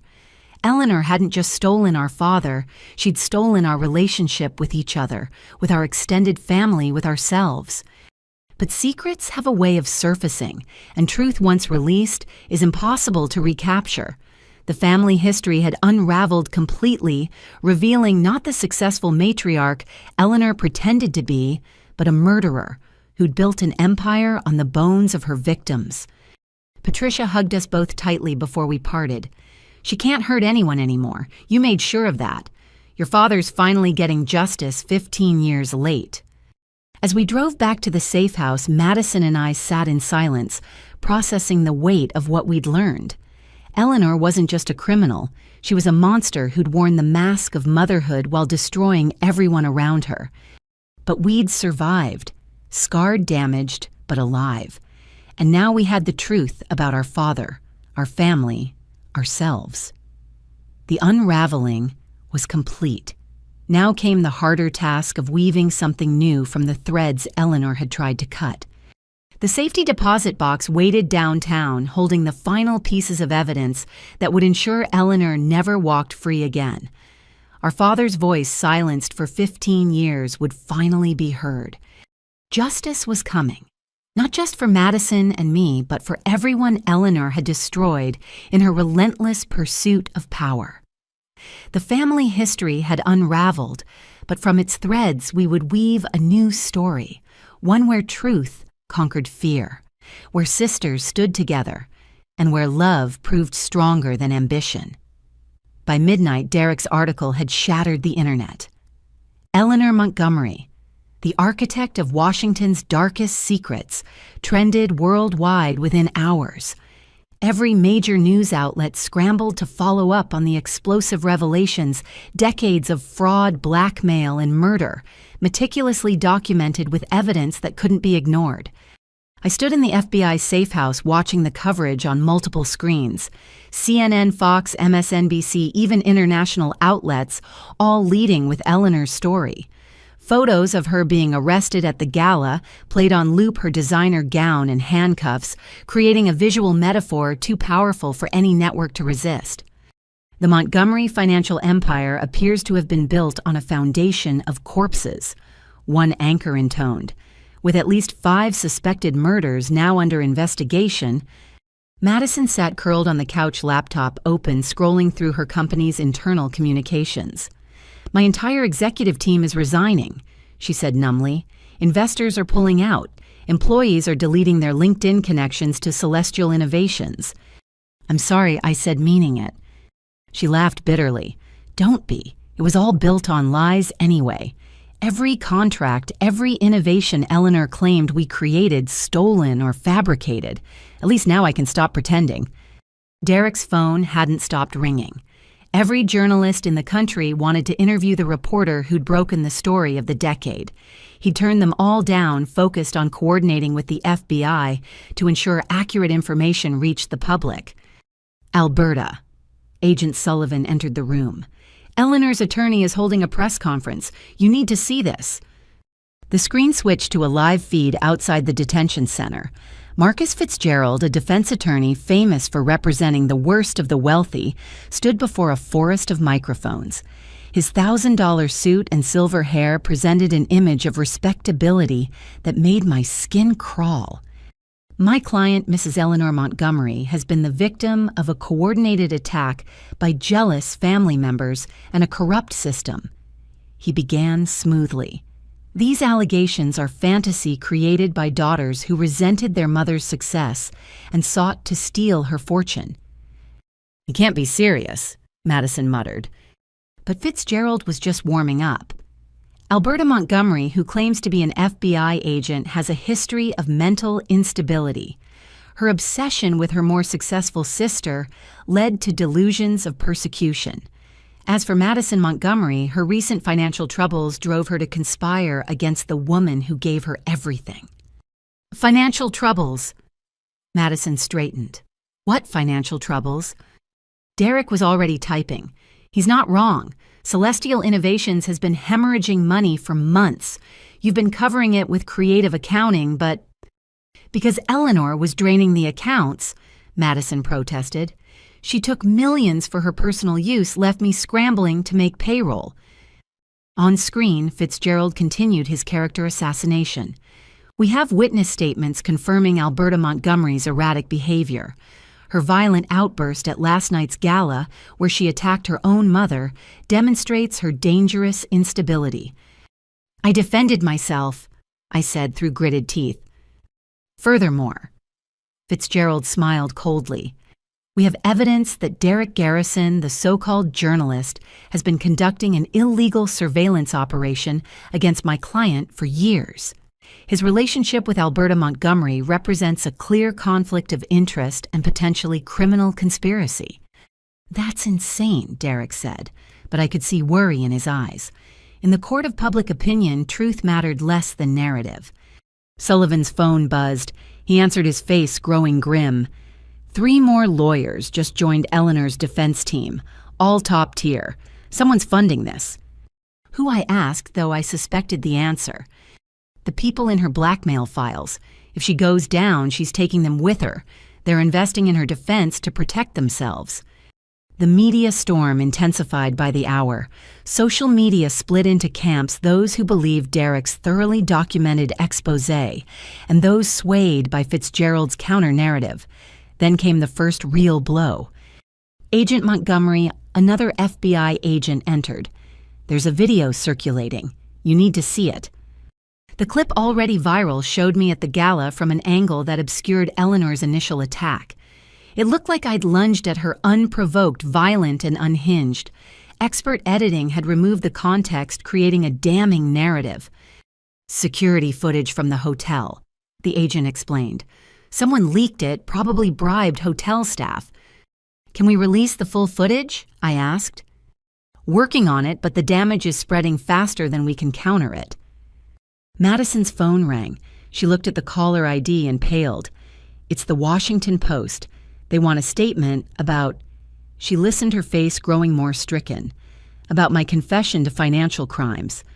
What confession? I demanded. She covered the phone. They have a video of me from 2 years ago, drunk at a company party, joking about cooking the books. Out of context, it sounds like I'm admitting to fraud. This was Eleanor's network in action. Every favor owed, every secret held weaponized to destroy our credibility. Even from a jail cell, she was orchestrating our destruction. By dawn, protesters had gathered outside the safe house. Somehow, our location had leaked. Signs reading "Justice for Eleanor" and "Lying Sisters" filled the street. News vans lined up like vultures, reporters doing stand-ups with the house in the background. We need to respond, Derek said. Silence lets them control the narrative. No interviews, Sullivan ordered. Not until the investigation... The investigation will be undermined if public opinion turns completely against us, I argued. Eleanor's counting on that. She knows if she can paint us as the villains, no jury will convict her. Madison stood abruptly. I'll do it. I'll go public, tell them everything. How she controlled me, threatened me, used me. Maybe if people hear the truth directly... It's too dangerous, Sullivan protested. More dangerous than letting Eleanor win. Madison's voice cracked. She killed our father. She destroyed countless lives. I won't let her walk free because I was too scared to speak up. Before anyone could stop her, Madison was at the front door. I followed, grabbing her arm. If you're doing this, we do it together. She met my eyes, and for the first time in our lives, I saw my sister, not Eleanor's puppet, not my rival, but my sister. Together. We stepped outside into a tsunami of flashing cameras and shouted questions. The crowd pressed forward, held back by FBI agents, forming a protective barrier. Madison raised her hand for silence, and surprisingly, the cacophony diminished. My name is Madison Montgomery. She began, her voice carrying clearly. And everything my mother taught me was a lie. The crowd stirred reporters leaning forward. Eleanor Montgomery murdered my father when I was 13. She stole my inheritance, used it to build a criminal empire, and forced me to be the face of her fraud. When I tried to resist, she threatened the people I cared about. Last night, she tried to have both her daughters killed because we finally found the courage to expose her. "Where's your proof?" someone shouted. I stepped forward. "The proof is in the FBI evidence files. The proof is in the testimonies of dozens of victims who are finally speaking out. The proof is in the recordings Eleanor herself made while planning murders and destroying lives." "You attacked your mother," another reporter called. "We've all seen the video." "You saw an edited version," I replied calmly. "The full footage shows Eleanor attacking me first after confessing to murder in front of 200 witnesses. Ask anyone who was there." Madison pulled out her phone. "You want proof? This is a text from my mother sent an hour before the gala." She held it up, reading aloud. "Remember, darling, Alberta's signature on the documents must look authentic. If she refuses, we proceed to Plan B." Plan B was assassination, I added. The FBI found the contracts in her car. The crowd's energy shifted doubt, creeping into their hostility. But then Fitzgerald appeared, flanked by security, his voice booming through a megaphone. "Ladies and gentlemen, you're witnessing desperate women trying to save themselves through lies and manipulation. I have here sworn affidavits from 10 Celestial Innovations board members confirming Alberta Montgomery's involvement in financial decisions." "Forged or coerced," I shot back. "Check when those board members received large deposits into their accounts." The media storm became a hurricane, reporters scrambling between us and Fitzgerald, the narrative fragmenting into competing versions of truth. But then something unexpected happened. A woman pushed through the crowd Patricia Chen, the journalist Eleanor had humiliated at the gala. Her face was set with determination. "I was at the awards ceremony," she announced. "I saw everything. Eleanor Montgomery confessed to murders. She attacked her own daughter. She tried to frame Alberta for crimes she didn't commit. And yes, I took her bribes in the past, but I won't be silent anymore." Another voice joined hers. "I'm Thomas Brennan Jr. Your mother killed my father because he asked questions about fraud. I've been waiting 5 years for justice." More voices emerged from the crowd. Victims Eleanor had silenced through fear or money, emboldened by our public stand. The narrative was shifting the truth, finally louder than Eleanor's lies. Fitzgerald retreated, his confident facade cracking. The crowd's hostility turned to curiosity, then sympathy as person after person shared their stories of Eleanor's destruction. "My company was destroyed when I refused to launder money. She had my brother deported because I wouldn't sell her my patent. My wife died in an accident after she discovered Eleanor's offshore accounts." Madison gripped my hand as we listened to the litany of pain our mother had caused. Each testimony was a nail in Eleanor's coffin, but also a weight on our souls. We were Eleanor Montgomery's daughters. Her crimes were written in our DNA, her victims' pain, partially our inheritance. But we were also the ones who'd stopped her. And as the sun rose, fully casting long shadows across the crowd, I realized the media storm hadn't destroyed us. It had revealed us flawed, damaged, but ultimately choosing justice over family loyalty. "We're not asking for your sympathy." Madison addressed the crowd one final time. "We're asking for your patience as the legal system does its work. Our mother was a monster who wore the mask of respectability. We tore off that mask. Now let justice finish what we started." We returned inside, leaving the crowd to process what they'd witnessed. The media storm would continue, but we'd altered its course. Truth had entered the narrative carried by voices Eleanor had tried to silence forever. Sullivan met us at the door, his expression unreadable. That was either brilliant or incredibly stupid. "Both," I admitted, "but necessary." "You did it," Derek said quietly. "You broke her narrative." "We started to," Madison corrected, "but Eleanor's not finished. She'll have other moves, other weapons." As if summoned by her name, Sullivan's phone rang. He listened, his face paling. "There's been an incident at the detention center. Eleanor attempted suicide. She's alive but hospitalized under guard." Madison sank into a chair. I felt numb. Even facing life in prison, Eleanor was trying to control the story. A suicide attempt would garner sympathy, paint her as a desperate woman, driven to extremity by cruel daughters. "No," I said firmly. "This is another manipulation. Eleanor would never give up control, especially not through suicide. She's planning something." Sullivan studied me. "You think she faked it?" "I think Eleanor Montgomery doesn't do anything without calculating the advantage. She's playing a game we haven't figured out yet." The media storm raged on outside, but inside the safe house, a cold certainty settled over me. Eleanor's empire was crumbling. Her crimes exposed her victims speaking out. But the woman who'd murdered her own husband, who'd built decades of power on fear and lies, wasn't finished. The storm was just beginning. Dawn broke gray and miserable over Washington, matching the mood inside the safe house. The media storm continued to rage outside, but inside a different tempest was brewing. Madison stood at my bedroom door, her face haggard, clutching a manila envelope. "We need to talk," she said quietly. "Alone." I followed her to the kitchen where she spread the envelope's contents on the table. Financial documents, emails, photographs, a paper trail of secrets. "Before you hear this from Eleanor or her lawyers, I need you to know the truth. All of it." Madison's hands shook as she organized the papers. I wasn't just her puppet Alberta. For years, I was her willing accomplice. "Madison, please let me finish. You deserve to know who you're really defending." She pulled out a financial statement dated 5 years ago. The Brennan murder. I knew it was going to happen. My blood went cold. "You knew she was planning to kill him." "Not specifically, but I knew she was going to handle him." I'd heard that phrase before.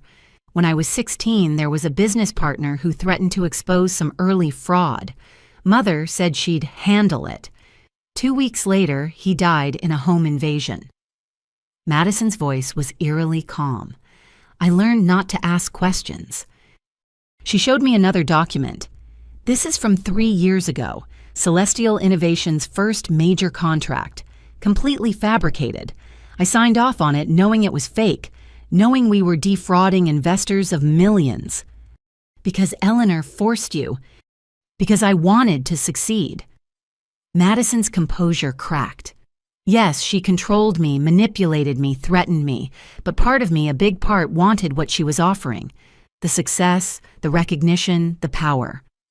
I told myself I was a victim, but victims don't enthusiastically participate in crimes.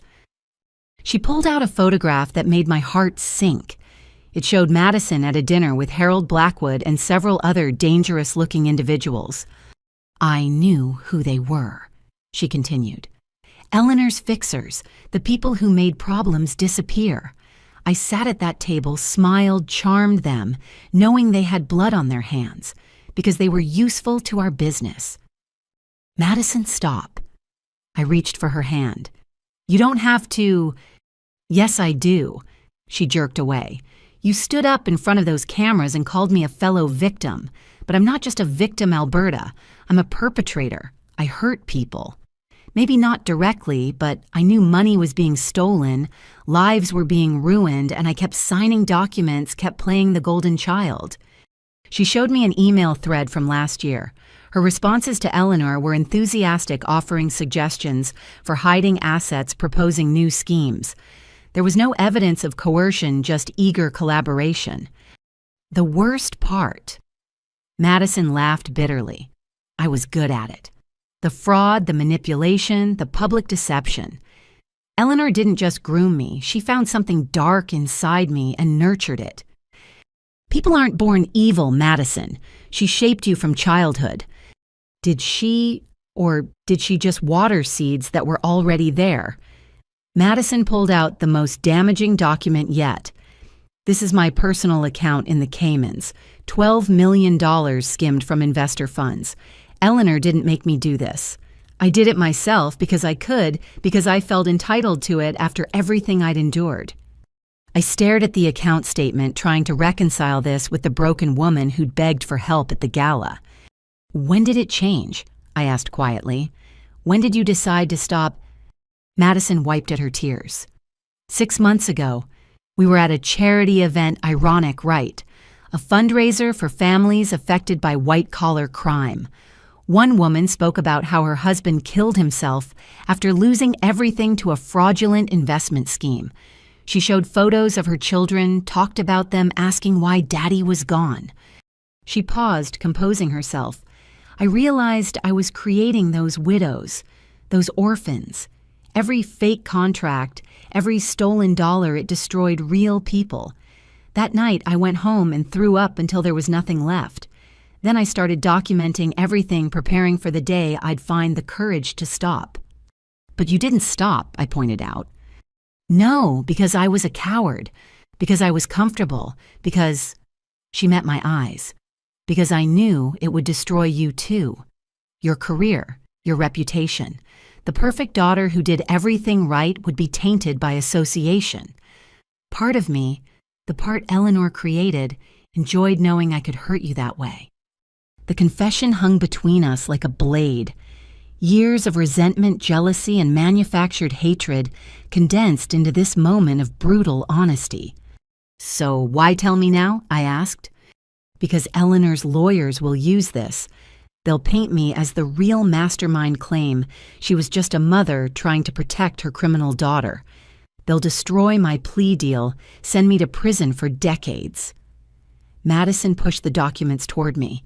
"And because you deserve the truth before you decide whether to keep defending me." I looked at the evidence of my sister's crimes, thinking about the little girl who'd once shared her Halloween candy with me, who'd held my hand during thunderstorms before Eleanor taught us to be enemies. "Show me everything," I decided. "Every crime, every victim, every detail. We're going to document it all." Madison's eyes widened. "Alberta, you're going to confess. Publicly. Completely. Not just the crimes Eleanor forced you into, but the ones you chose. You're going to name every victim you can remember, every dollar you stole, every lie you told." That's prosecutorial suicide. I'll get life in prison. Maybe. Or maybe a judge will see someone taking real responsibility for the first time in this whole mess. Either way, it's the only path to redemption. Madison stared at me. "You're not going to protect me, not going to minimize my involvement." "No, because that would make me complicit. And because—" I took a deep breath. "Because I love you enough to help you face justice, not escape it." She broke down, then sobbing with the abandon of someone whose last defenses had crumbled. I held her while she cried, this sister who'd been my tormentor and fellow victim, criminal, and family. When her tears finally stopped, we got to work. For hours, we cataloged every crime she could remember. The widow in Bethesda whose husband's pension had been stolen. The small business owner in Georgetown who'd lost everything to a fraudulent contract. The young entrepreneur whose revolutionary design had been stolen and repackaged as Celestial Innovations product. "There are more," Madison said hoarsely. "So many more." Eleanor kept the victim files in a storage unit. She called it her insurance policy, detailed records of everyone we'd destroyed in case she needed to prove she wasn't working alone. Where? Madison provided the address and access codes. Within an hour, FBI agents had secured the storage unit, finding boxes upon boxes of meticulously organized destruction. Eleanor had indeed kept trophies of her victims, like a serial killer collecting souvenirs. Derek worked with us to craft Madison's public confession. Not a legal document full of carefully parsed admissions, but a raw, honest accounting of her crimes and complicity. She named names, provided amounts, offered to liquidate every asset to compensate victims. "This will destroy any chance of a light sentence," Derek warned. "Good," Madison said firmly. "I've been destroying other people's chances for years. Time I face the same." The confession went live that afternoon. Madison recorded it herself, speaking directly to the camera without makeup or pretense. She looked like what she was, a criminal finally choosing honesty over self-preservation. The response was immediate and brutal. Former friends denounced her. Business associates distanced themselves. The media painted her as either a monster or a fool. But among the vitriol came something unexpected: messages from victims thanking her for the truth, for giving them names to put to their pain. Eleanor's response came through her lawyer within hours. A statement claiming Madison was lying to secure a better deal, that she'd been the true mastermind, using her mother as a shield. The war between mother and daughter had entered a new phase. But Madison didn't flinch. Let her lie. I'm done with lies. That evening, as we sat exhausted in the safe house, Madison gave me one last document, a deed transfer signing over everything she owned to a victim compensation fund. "I can't undo what I did," she said quietly, "but I can stop profiting from it." "What will you do after prison?" She smiled sadly. "Assuming I ever get out, I don't know. Maybe something simple, honest.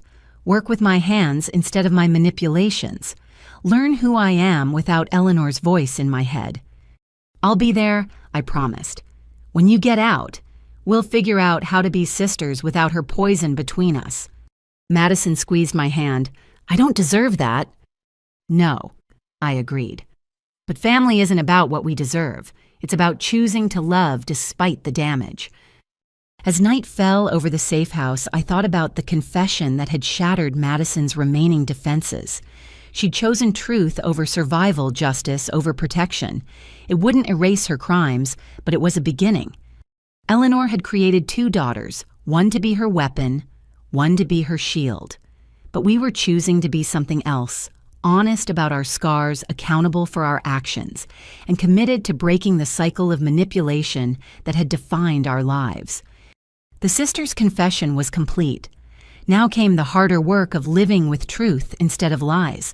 The revelation about Eleanor's suicide attempt being staged proved correct when security footage revealed the truth. She'd swallowed a carefully calculated dose of sleeping pills, enough to cause concern, but never enough to truly threaten her life.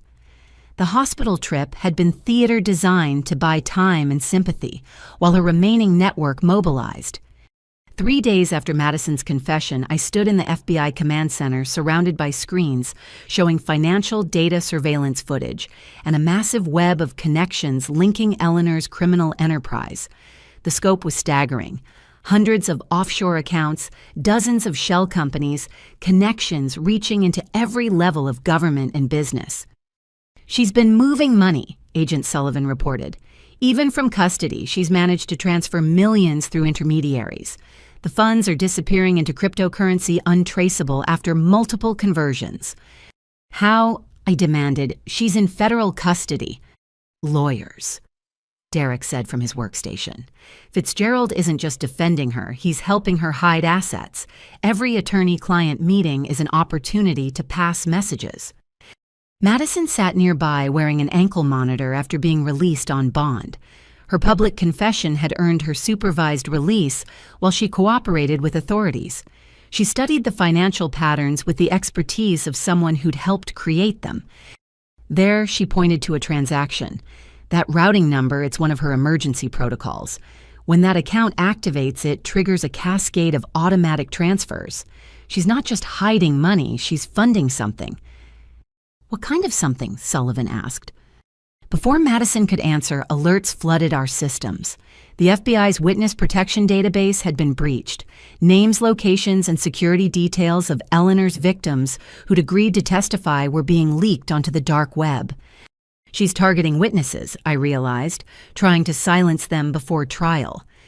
Sullivan immediately initiated emergency protocols, mobilizing units to secure the exposed witnesses. But Eleanor had a head start, and her network was vast. The first attack came within hours. Patricia Chen, the journalist who'd testified at the gala, was nearly run down in a parking garage. Only her last-second dodge saved her life. The driver escaped the car later, found burned in an abandoned lot. Then Thomas Brennan Jr. reported being followed. His home security system was mysteriously offline when masked figures were spotted on his property. He'd fled to a hotel, but even there, threatening calls found him. "She's orchestrating this from a hospital bed," one agent asked incredulously. "She's had years to prepare," Madison explained. "Contingency plans, activation codes, people who owe her favors or fear her enough to act. Even locked up, she's dangerous." We worked frantically to protect the witnesses, but Eleanor's reach seemed infinite. A judge who'd agreed to testify about bribes received photos of his grandchildren at school. A former business partner found her car brakes mysteriously failing. The message was clear: testify and suffer. "We need to find where she's hiding the money," I said. "Cut off the funding and her network collapses." Madison pulled up encrypted files she'd saved before her arrest. Eleanor always had 3 levels of financial protection. The first was the obvious accounts; those are frozen. The second was the cryptocurrency conversions; you're tracking those. But the third... She paused, conflicted. "Madison people's lives are at stake," I pressed. "The third is personal, hidden in plain sight. She told me once that the best place to hide money was where no one would think to look, because it was too sentimental to be criminal." "Meaning?" Madison took a shaky breath. "Dad's grave. She had it renovated 5 years ago, claimed it was about honoring his memory. But I think she built something into it. A safe, maybe, or access point to accounts. She visited monthly, always alone, always carrying that oversized purse. The idea of Eleanor desecrating our father's grave for criminal purposes shouldn't have shocked me after everything else. But it did. There seemed to be no bottom to her depravity. Within an hour, we had a warrant and were standing in Arlington Memorial Gardens. The groundskeeper led us to a pristine marble monument that looked more like a small mausoleum than a typical grave marker. Thomas Montgomery's name was etched in gold, along with the inscription, "Beloved husband and father," words that dripped with Eleanor's hypocrisy. The FBI's technical team scanned the structure quickly, finding anomalies. Behind a false panel in the base, they discovered a sophisticated safe containing not just money, but documents, account numbers, passwords, contact information for her entire criminal network. "My God," Sullivan breathed as we cataloged the contents. She turned her husband's grave into a criminal command center. Among the documents, I found something that made my blood run cold. Detailed dossiers on Madison and me going back years. Every relationship, every friend, every vulnerability documented with clinical precision. Derek's name appeared frequently, his investigation into Eleanor tracked alongside their manipulation of our relationship. "She knew," I said numbly. "She knew about Derek's investigation before I ever met him." Derek, reading over my shoulder, went pale. "The conference where we met, she orchestrated it. Made sure we'd both be there, probably even arranged for us to be seated near each other at that dinner." Madison laughed bitterly. "Classic Eleanor. She couldn't stop your investigation, Derek, so she created a situation where it would be compromised by personal involvement. If you published, she'd claim bias. If you didn't, she'd avoid exposure." But Eleanor had underestimated one thing: genuine emotion. What had started as her manipulation had become real love, strong enough to survive her attempts to weaponize it. Using the information from the grave safe, we began dismantling Eleanor's network with surgical precision. Accounts were frozen mid-transfer. Safe houses were raided. Associates found themselves arrested before they could carry out attacks on witnesses. Yet Eleanor adapted quickly. From her hospital bed, she gave an interview to a sympathetic journalist, painting herself as a dying woman, persecuted by ungrateful children. She revealed selective truths. Yes, she'd made mistakes in business, but only to provide for her daughters. Yes, she'd been hard on them, but what single mother wasn't? The suicide attempt, she claimed, came from the unbearable pain of their betrayal. "She's good," Derek admitted, watching the interview, playing the victim while subtle, threatening her real victims. "There." Madison pointed to Eleanor's hands in the video. "She's tapping. It looks random, but it's not. It's Morse code." We slowed the footage, translating her finger movements. A message emerged: Asset Romeo, execute Juliet Protocol. What's Juliet Protocol? Sullivan demanded. Madison went white. It's her nuclear option. If Juliet Protocol is activated... She grabbed her laptop fingers, flying across keys. We need to evacuate the courthouse now.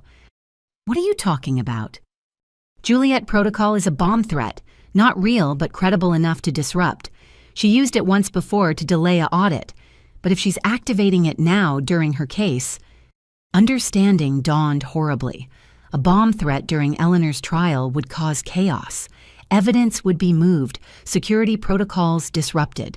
In the confusion, key witnesses could disappear or evidence could be contaminated. We raced against time, alerting courthouse security while trying to trace Asset Romeo.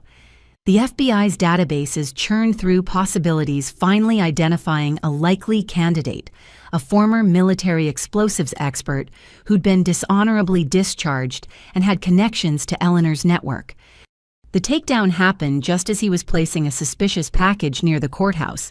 Inside, investigators found not a bomb, but an incredibly sophisticated fake, real enough to fool initial inspections, causing maximum disruption without actual danger. Classic Eleanor creating chaos while maintaining plausible deniability. With Romeo in custody and squealing for a deal more of Eleanor's contingencies unraveled, we discovered she'd prepared for this day like a general planning for war. False flag operations, character assassination campaigns, even a body double prepared to help her escape if she'd made bail.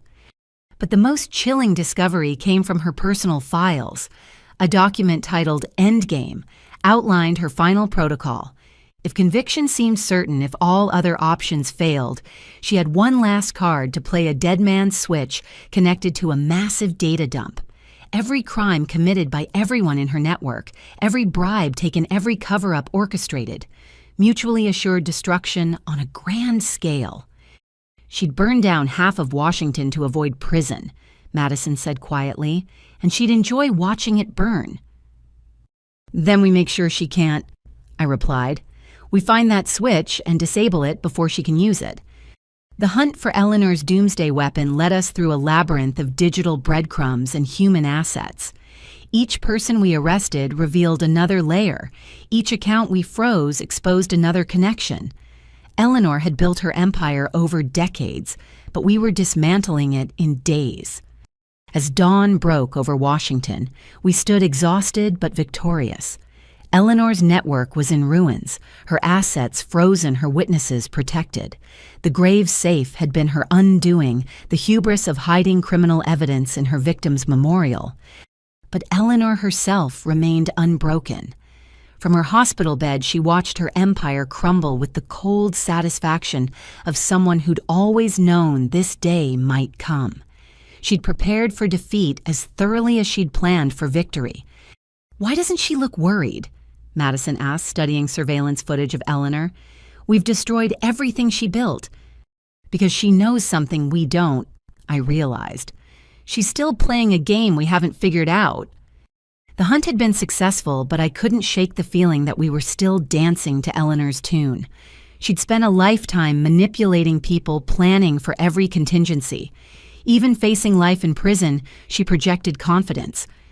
What final card did Eleanor Montgomery have left to play, and would we discover it in time to stop her? The hunt was ending, but the war was far from over. The federal courthouse in downtown D.C. became a fortress on the first day of Eleanor Montgomery's trial. Media trucks lined every available space, their satellite dishes, creating a steel forest against the morning sky.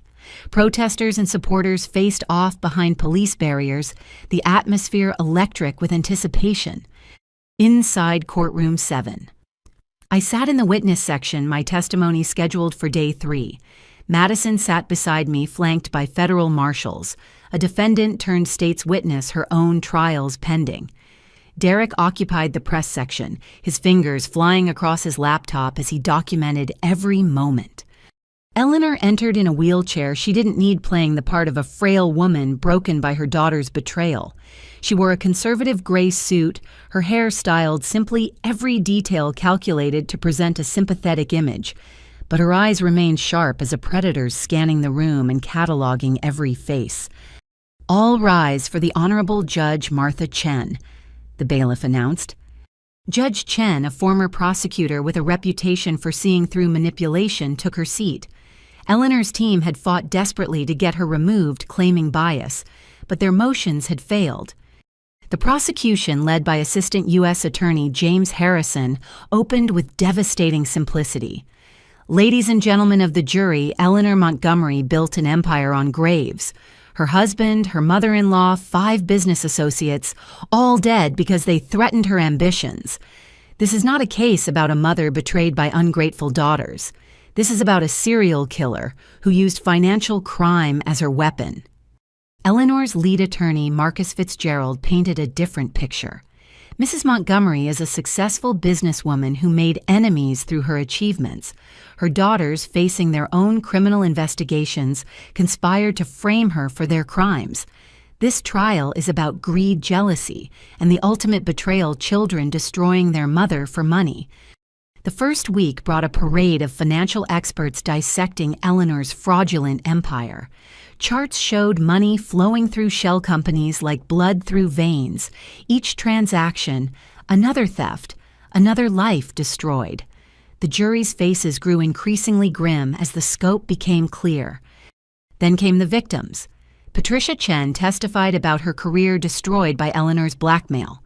Thomas Brennan Jr. spoke of growing up without a father, murdered for asking questions. One by one, they painted a portrait of a woman who viewed human lives as obstacles to be removed. On day 8, it was Madison's turn. My sister walked to the witness stand like someone approaching their execution. She'd lost weight during the preparation, her designer clothes replaced by a simple black dress that made her look younger, more vulnerable. "State your name for the record," Harrison began. "Madison Elizabeth Montgomery." "What is your relationship to the defendant?"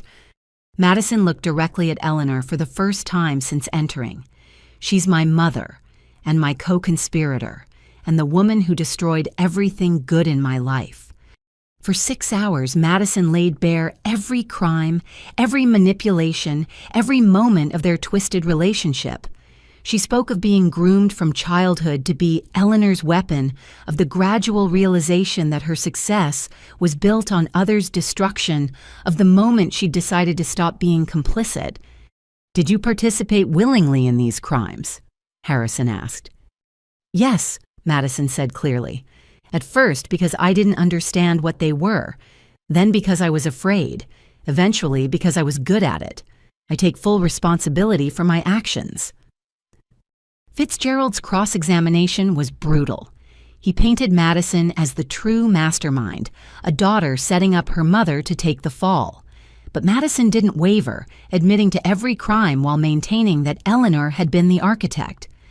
"You expect this jury to believe that you, with your Harvard MBA and celebrated business acumen, were just a puppet," Fitzgerald sneered. "I expect them to believe the evidence," Madison replied.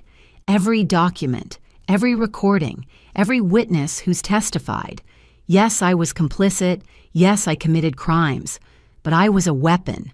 Eleanor was the one who aimed and fired me." On day 10, I took the stand. Unlike Madison, I had no crimes to confess, but my testimony was crucial to establishing Eleanor's pattern of control and manipulation. I spoke of a childhood divided between sisters, of Eleanor's calculated cruelty, of discovering the investigation that had led to this moment. "Agent Montgomery," Harrison asked, "why did you accept the case against your own sister's company?" "Because I took an oath to pursue justice regardless of personal cost," I answered. "Because victims deserve truth more than I deserve family comfort, and because I suspected what I later confirmed, that my mother had been committing crimes my entire life." Fitzgerald attacked my credibility, suggesting I'd manufactured evidence out of jealousy. He played the edited video of the gala confrontation, repeatedly trying to paint me as unstable. But I remained calm, methodically refuting each accusation with facts and evidence. "Isn't it true that you've always resented your sister's success?" he pressed. "I resented the crimes that created it," I corrected, "just as I resent the murders that protected it. My personal feelings don't change the fact that Eleanor Montgomery is a serial killer who happened to use financial fraud as her preferred weapon." The most dramatic moment came when Eleanor herself chose to testify. Against her lawyer's advice, she took the stand on day 15, projecting wounded dignity as she settled into the witness chair. "Mrs. Montgomery," her lawyer began gently, "tell us about your relationship with your daughters." Eleanor's performance was masterful. She painted herself as a struggling single mother who'd built a business to provide for her children. Every crime was reframed as protection, every murder as a tragic accident or misunderstanding. She wept at carefully calculated moments, her voice breaking as she described her daughter's betrayal. "I gave them everything," she said, dabbing at her eyes. "The best schools, every opportunity, a life of privilege, and they repay me with these monstrous accusations." But Harrison's cross-examination revealed the Eleanor I knew. He pressed her about specific financial transactions, forcing her to confront documents bearing her signature. Her composure cracked as he presented evidence after evidence, each one chipping away at her carefully constructed narrative. "This document shows you transferring money from Thomas Montgomery's life insurance into an account used to bribe Judge Morrison. How do you explain that?" "I don't recall that transaction." "You don't recall stealing your dead husband's life insurance to corrupt a judge?" "Objection!" Fitzgerald shouted. "Sustained," Judge Chen ruled. "Rephrase, Mr. Harrison." But the damage was done. Eleanor's mask was slipping, revealing the calculating predator beneath. When Harrison presented the recording from the grave safe, Eleanor discussing Thomas's murder with chilling casualness, the courtroom gasped. "That's been edited," Eleanor insisted, taken out of context. "The FBI's audio experts confirm it's authentic and unedited. Should we play it again?" "No." Eleanor's control finally shattered. "You don't understand. Thomas was going to destroy everything. He was weak, pathetic, ready to throw away our daughters' futures for his precious principles. I did what any mother would do. I protected my children." The admission hung in the air like a confession. Even Fitzgerald looked stunned. "So you admit to killing Thomas Montgomery?" Harrison pressed. Eleanor's eyes blazed with the fury I'd seen that night at the gala. "I admit to being a mother who refused to let anyone, including their father, limit my daughter's potential. If that's a crime, then yes, I'm guilty. But everything I did for them." "You did it for yourself," I said quietly from the gallery, breaking protocol. Judge Chen gavelled for order, but my words had carried. Eleanor's gaze locked onto mine. "You were always so righteous, Alberta, so pure. But you benefited too. Your education, your career, your precious integrity, all paid for with money I earned while you sat in judgment. Money you stole, people you killed, lives you destroyed." I stood, ignoring the bailiff's approach. "You didn't protect us, Eleanor. You used us. Madison as your weapon, me as your eventual scapegoat. We were never daughters to you. We were tools." "Sit down, Agent Montgomery," Judge Chen ordered, but her tone was gentle. Eleanor's facade crumbled entirely. "Tools, I made Madison extraordinary. I would have made you extraordinary too if you'd let me. But you chose mediocrity. You chose to be nothing." "I chose to be honest," I replied, "which is why I'm sitting here while you're heading to prison." The rest of Eleanor's testimony devolved into bitter recriminations and barely veiled threats. She ranted about ungrateful children, corrupt systems, and the unfairness of being punished for ambition. By the time she left the stand, any sympathy the jury might have felt had evaporated. The trial continued for another week with forensic experts, financial analysts, and character witnesses painting an increasingly damning picture. Eleanor's defense team fought valiantly, but the evidence was overwhelming.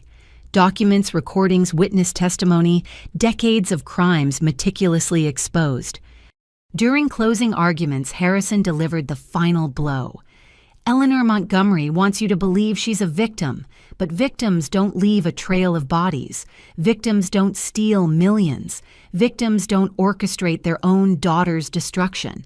She is not a mother wronged, she is a predator exposed, and predators belong in cages. Fitzgerald made one last attempt to salvage the case, arguing reasonable doubt and conspiracy, but his heart wasn't in it. Even he seemed to realize that Eleanor's own testimony had sealed her fate. The jury deliberated for less than 6 hours, remarkably quick for such a complex case. As we filed back into the courtroom for the verdict, Eleanor sat perfectly still, her face a mask of cold dignity. "Has the jury reached a verdict?" Judge Chen asked. "We have, Your Honor." "On the count of murder in the first degree of Thomas Montgomery, how do you find guilty?" Eleanor didn't flinch as the verdicts rolled in. Guilty of murder, guilty of racketeering, guilty of fraud, guilty on all 47 counts. Each pronouncement another bar in the cage that would hold her for the rest of her life. Madison wept silently beside me. Despite everything, hearing our mother condemned as a murderer carried a weight that transcended relief. We were free of her, but we were also orphaned by truth. Our father murdered our mother, a monster. Eleanor Montgomery. Judge Chen intoned, "You have been found guilty of crimes that shock the conscience. You murdered your husband. You destroyed countless lives through fraud. You corrupted institutions meant to protect the innocent. Most unforgivably, you perverted the sacred bond between mother and child, turning your daughters into tools for your criminal ambitions." She paused, looking directly at Eleanor.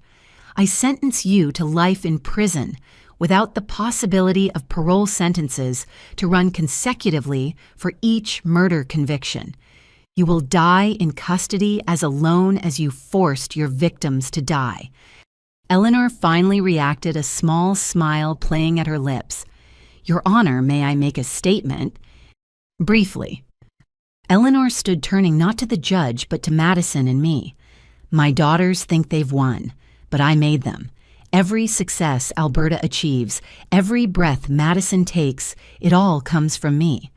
They can lock me away, but they can't lock away the truth. They are my creations, my legacy. And someday they'll realize that becoming me is their only path to survival." "Remove the defendant," Judge Chen ordered. As marshals led Eleanor away, she maintained eye contact with us until the last moment.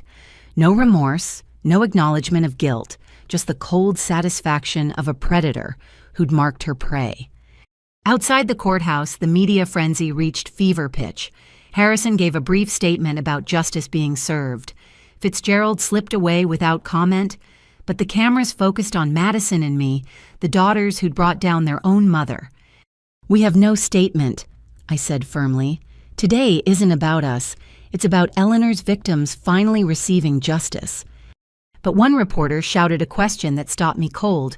"What about your mother's final threat about you becoming like her?"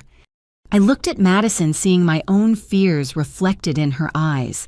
Eleanor's words would haunt us, a poison pill delivered with her last breath of freedom. Were we her creations? Would her corruption eventually surface in us? "We are not our mother," I said finally. "We're the ones who stopped her. That's our legacy, not her crimes, but our choice to end them." As we walked away from the courthouse, Madison slipped her hand into mine. Two sisters finally free, but forever marked by the woman who'd given us life while trying to steal our souls. The reckoning was complete. Eleanor Montgomery would die in prison, her empire in ruins, her victims vindicated. But her final words lingered like a curse, reminding us that DNA carries more than physical traits. We were Eleanor Montgomery's daughters. The question now was, who would we choose to become?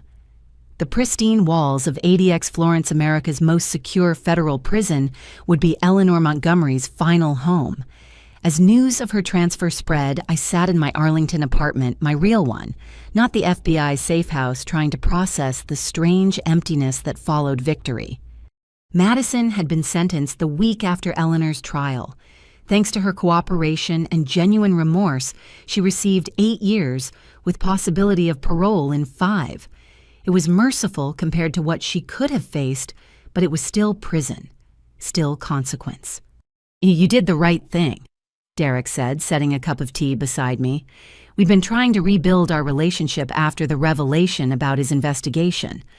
Trust came harder now, but love remained. I stared at the file in my lap, victim impact statements from Eleanor's crimes.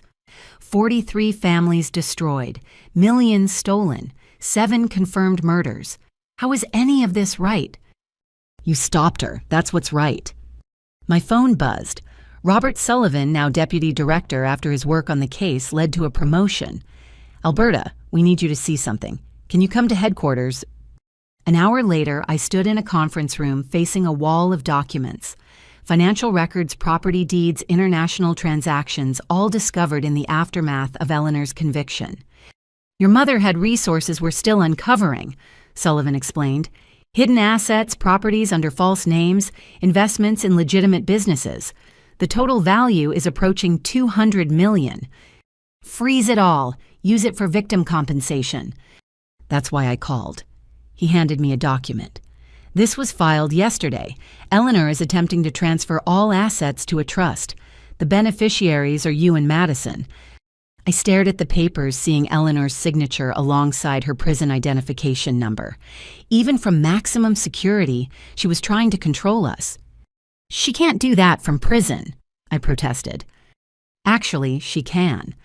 Until the assets are formally seized through civil forfeiture, they're technically still hers. And this particular trust was established years ago, we just didn't know about it." Sullivan studied my face. "If you accept, you and Madison would inherit everything upon her death." "Blood money." I pushed the papers away. "I don't want a cent." "That's what I assumed. But there's a complication." He showed me another document. "The trust has a provision. If you refuse the inheritance, it defaults to Eleanor's designated alternate beneficiaries." I read the list, my blood cooling. Harold Blackwood, Marcus Fitzgerald, a dozen other names from Eleanor's criminal network, people who'd helped her kill and steal. She's forcing us to choose, I realized. Take the blood money or let it fund more crime. Essentially, yes, one final manipulation from federal prison. That evening, I drove to the minimum security facility where Madison was serving her sentence. The visiting room was sparse but clean, filled with women in khaki uniforms, trying to maintain connections to the outside world. Madison looked thinner but clearer somehow, as if prison had burned away Eleanor's influence. "Hey, sis." "Hey."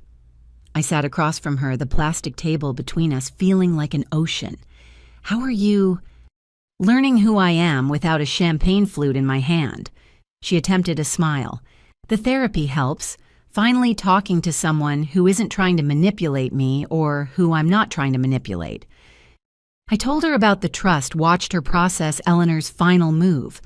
Madison laughed, but it was bitter. Of course. She couldn't just go to prison. She had to leave one more trap. "What do we do?" "We take it." Madison's voice was firm. "We take every penny and use it to rebuild the lives she destroyed. Create a foundation fund, financial crime investigations, support the families she devastated. Turn her blood money into something clean. Can we everything she touched turned poison? Then will be the antidote." Madison leaned forward. "Alberta, she wins if we refuse. Those assets go to people who'll use them to hurt others. But if we accept, we can transform her legacy of destruction into one of restoration." Over the following months, that's exactly what we did. The Montgomery Justice Foundation was established with Eleanor's assets dedicated to supporting victims of financial crimes and funding investigations into white-collar criminals. Every dollar she'd stolen was returned to the community she'd terrorized. I left the FBI unable to continue investigations that now felt too personal. Instead, I became the Foundation's director, using my expertise to identify victims and verify claims. Derek joined our board, his investigative skills helping track down people Eleanor had destroyed who'd never come forward. Madison from prison became our strategic advisor. Her inside knowledge of financial manipulation proved invaluable in recognizing victim patterns. She spent her days studying law and finance, preparing for the day she could actively help repair the damage she'd participated in. The work was exhausting but healing. Every family helped, every victim compensated, felt like extracting another drop of poison from our bloodstream. We met widows who'd lost everything, children whose college funds had vanished, small business owners whose dreams had been crushed under Eleanor's ambitions. 1 year after Eleanor's conviction, I received a letter from ADX Florence. Her handwriting was still perfectly controlled, each word precisely formed. My dearest daughters, I hear you've given away my money. How predictably noble. But you can't give away what you are. Every choice you make, every person you help, it all stems from skills I taught you. Alberta's eye for detail. Madison's understanding of systems I created those abilities. You think you're erasing me, but you're proving me right. You're using my methods, just inverting the purpose, the foundation you built. It's structured exactly like my shell companies, just legally.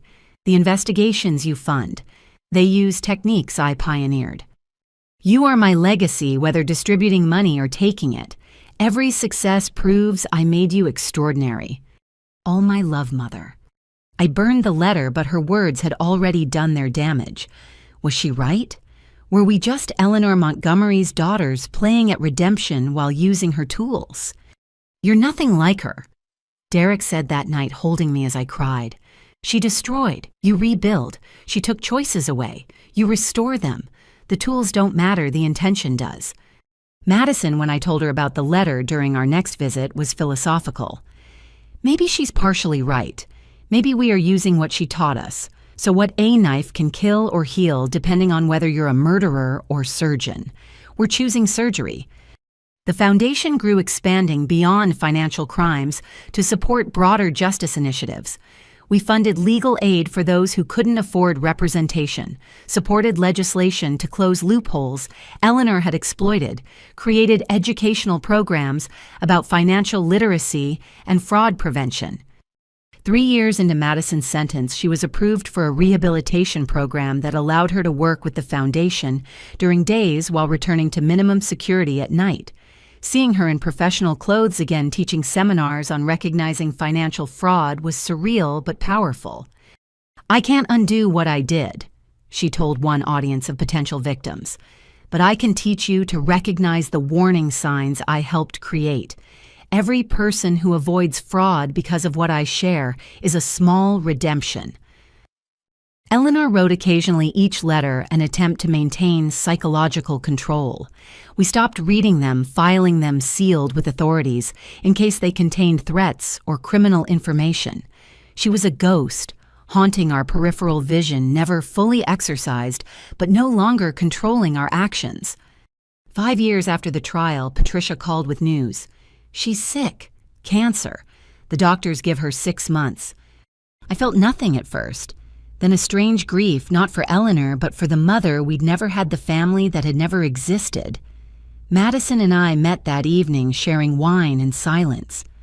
Do we visit? Madison asked eventually. I don't know. Do we owe her that? We don't owe her anything. Madison stared at her glass. But maybe we owe ourselves closure. We never got the chance to decide. Eleanor Montgomery died 2 weeks later alone in her cell, having refused treatment that might have extended her life. The official cause was cancer, but I wondered if she'd simply decided that life without control wasn't worth living. Her funeral was sparse. Madison and me, Patricia, and surprisingly a few former victims who came not to mourn, but to confirm she was truly gone. We buried her beside the father she'd murdered, his grave restored to simple dignity after the criminal modifications were removed. She was a monster, I said over her grave. But she was our monster. And maybe that's the most tragic part, that someone capable of creating life was so devoted to destroying it. Madison took my hand. We survived her. That's what matters. We survived, and we chose to be different. The aftermath of Eleanor's verdict stretched far beyond her imprisonment and death. Her crimes had created ripples that would last generations. But Madison and I had chosen to create different ripples, ones that healed rather than harmed. The Montgomery Justice Foundation continued to grow, eventually becoming one of the nation's leading organizations for financial crime victims. Madison, released after serving 4 years, joined as co-director, her redemption arc complete, but her penance ongoing. We were Eleanor Montgomery's daughters. That would never change. But we were also ourselves, flawed, scarred, but choosing every day to be better than our origin. Her legacy wasn't just the crimes she'd committed, but the choices we made in response. The verdict's aftermath was a lifetime of work, turning blood money into hope, corruption into justice, sisters divided into family reunited. Eleanor had been wrong about one thing: we weren't her creations. We were her survivors, and that made all the difference. 1 year after Eleanor's funeral, on a crisp October morning, I stood in the renovated offices of the Montgomery Justice Foundation. Sunlight streamed through windows that had once belonged to one of Eleanor's shell companies, now transformed into a beacon of hope for financial crime victims. The quarterly reports. Madison said, entering with a stack of files. She wore a simple blue dress, her appearance professional, but understated a far cry from the designer suits of her Celestial Innovations days. We've helped recover $12 million in stolen assets this quarter alone. And prevented how much more from being stolen? I asked, reviewing our fraud education program statistics. Impossible to calculate, but our seminars have reached over 50,000 people. That's 50,000 potential victims who now know the warning signs. She smiled, and it reached her eyes in a way Eleanor's never had. Dad would be proud. We'd started invoking our father's memory more often, reclaiming him from Eleanor's shadow. His portrait hung in our main conference room, not the formal photo Eleanor had displayed, but a candid shot Patricia found of him laughing at a family picnic, full of the warmth Eleanor had extinguished. Speaking of family, Madison continued, Derek called. He'll be late to dinner. Breaking news about another financial scandal. Derek and I had married 6 months ago in a small ceremony at the courthouse, where Eleanor was convicted, transforming a place of judgment into one of joy.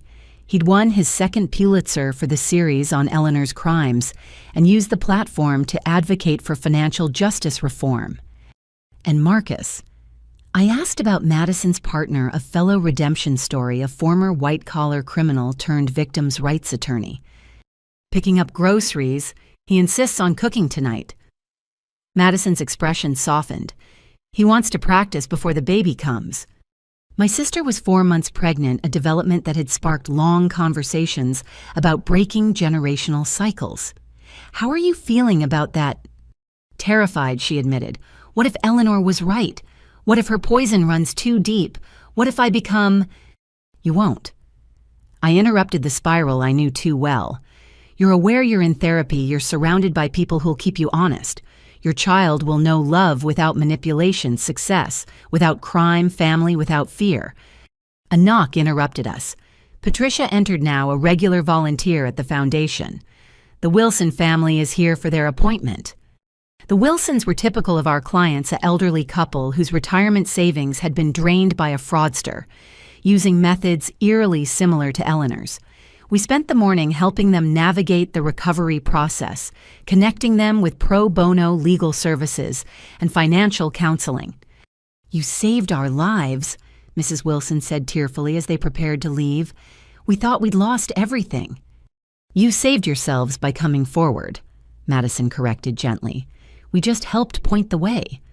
After they left, I found myself in the Foundation's memorial room, a quiet space dedicated to victims of financial crimes.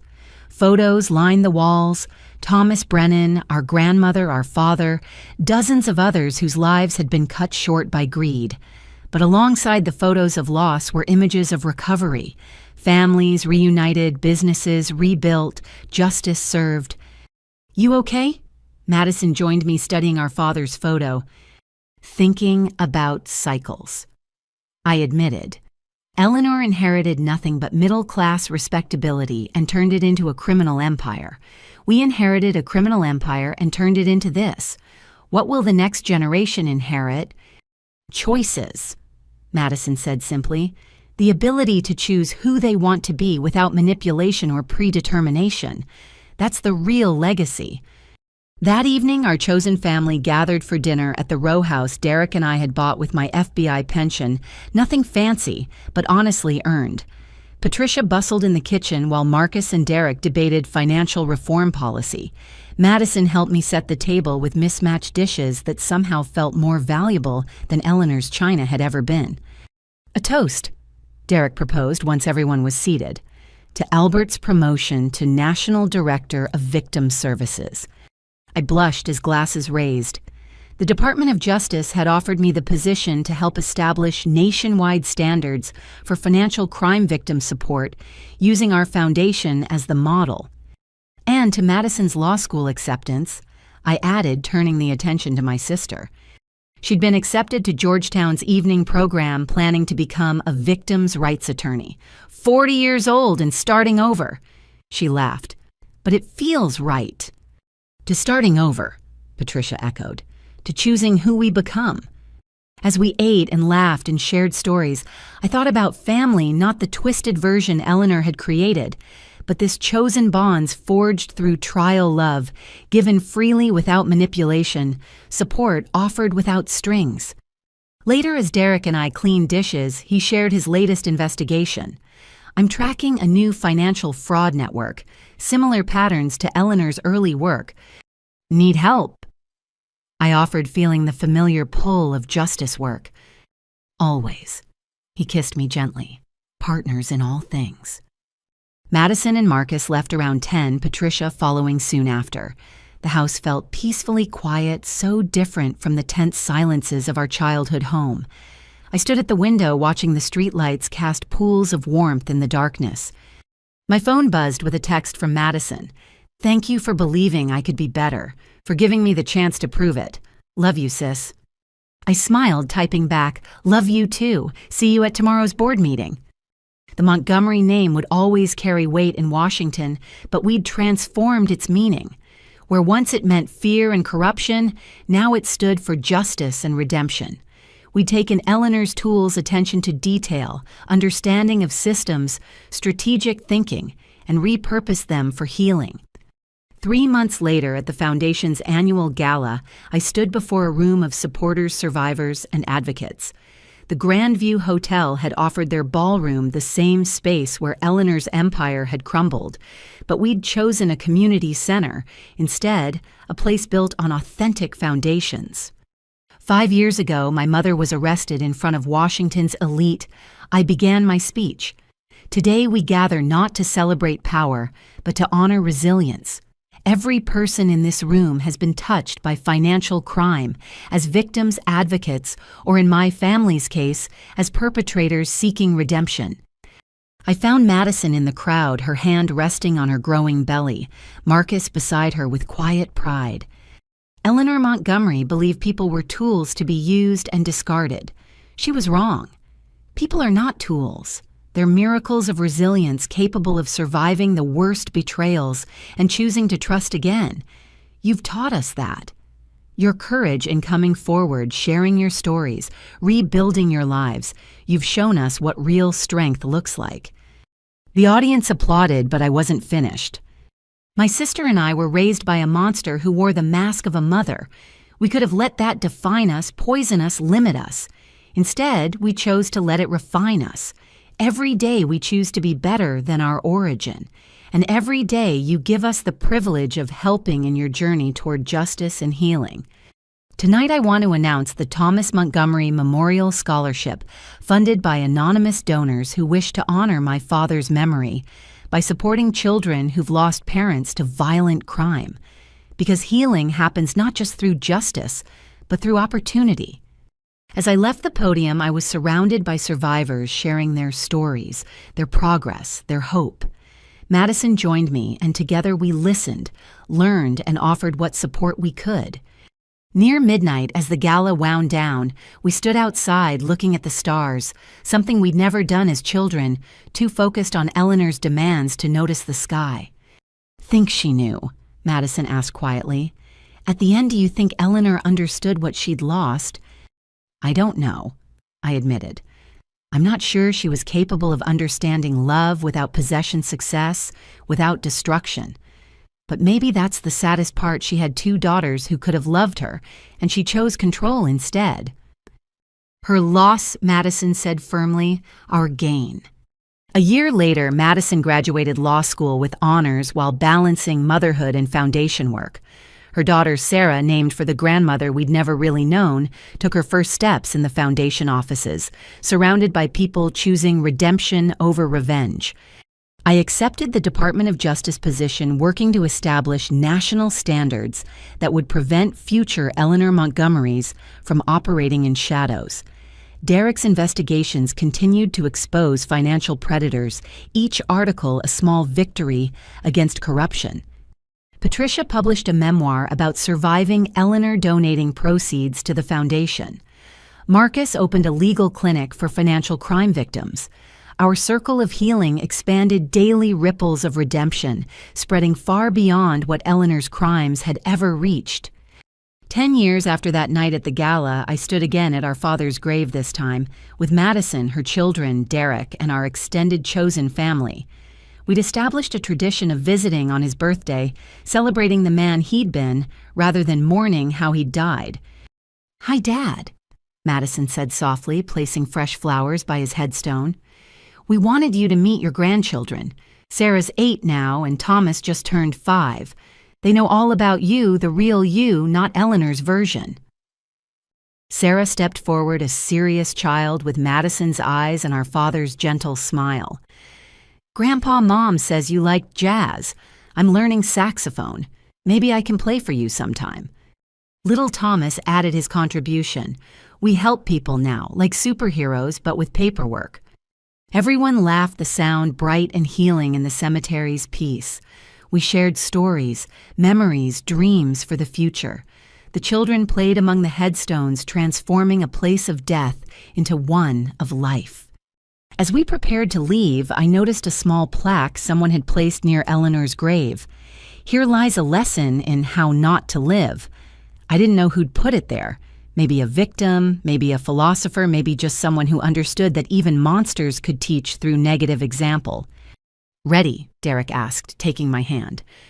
I looked around at my family blood and chosen scarred but whole proof that love could triumph over manipulation. Madison caught my eye and smiled her face, reflecting the same peace I felt. "Ready," I confirmed. We walked away together, leaving the past buried while carrying its lessons forward. The Montgomery legacy continued not Eleanor's empire of lies, but our foundation of truth. Not her isolation, but our community. Not her hunger for control, but our commitment to justice. In the end, that was our new beginning, the daily choice to be better than where we came from, to heal rather than harm, to love rather than manipulate. Eleanor had given us life, then tried to steal it back. But we'd survived, thrived, and transformed her poison into medicine for others. The cycle was broken. The new beginning was now.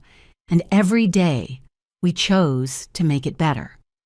To everyone watching who's ever felt trapped by family expectations or crushed by someone else's ambitions, I said, looking directly into Derek's camera as he filmed one final segment, "You are not defined by the worst things done to you. You are not limited by the crimes of those who came before. You have the power to choose who you become." That's the most important lesson Eleanor Montgomery never learned, and the one my sister and I live by every day. I paused, thinking of all the survivors we'd met, all the lives touched by our foundation's work. So here's my question for you. What will you choose to do with your pain? Will you let it define you, or will you transform it into purpose? If Madison and I could turn our mother's criminal empire into a force for justice, what transformation is waiting in your own story? Thank you for following our journey. If you or someone you know has been affected by financial crime, please don't suffer in silence. Reach out to law enforcement, to victim services, to organizations like ours. You deserve justice, and you deserve healing. If this story resonated with you, please like and subscribe to help others find it. Share it with someone who needs to know they're not alone. And comment below with your own thoughts on breaking negative cycles. Your insights might be exactly what another survivor needs to hear. From the Montgomery Justice Foundation and from our family to yours, remember you are stronger than those who tried to break you. Choose healing. Choose justice. Choose hope. The camera light blinked off and Derek lowered his equipment. "Perfect," he said softly. Madison squeezed my shoulder. "Think it'll help people?" "If it helps even one person find the courage to escape their own, Eleanor," I replied, "then it's worth it." As we packed up the equipment, Sarah and Thomas ran over full of energy and innocence. They would grow up knowing their family's story not as a burden, but as a reminder that people can change, that justice is possible, that love is stronger than manipulation. "Ice cream," Marcus suggested, gathering his family. And so we walked into our future, imperfect but honest, scarred but whole proof that even the darkest stories can end in light. Eleanor Montgomery had tried to write our ending in blood and lies. Instead, we'd written our own, in truth and redemption. The new beginning wasn't a single moment, it was every choice every day to be better than our beginning. And that was a legacy worth leaving.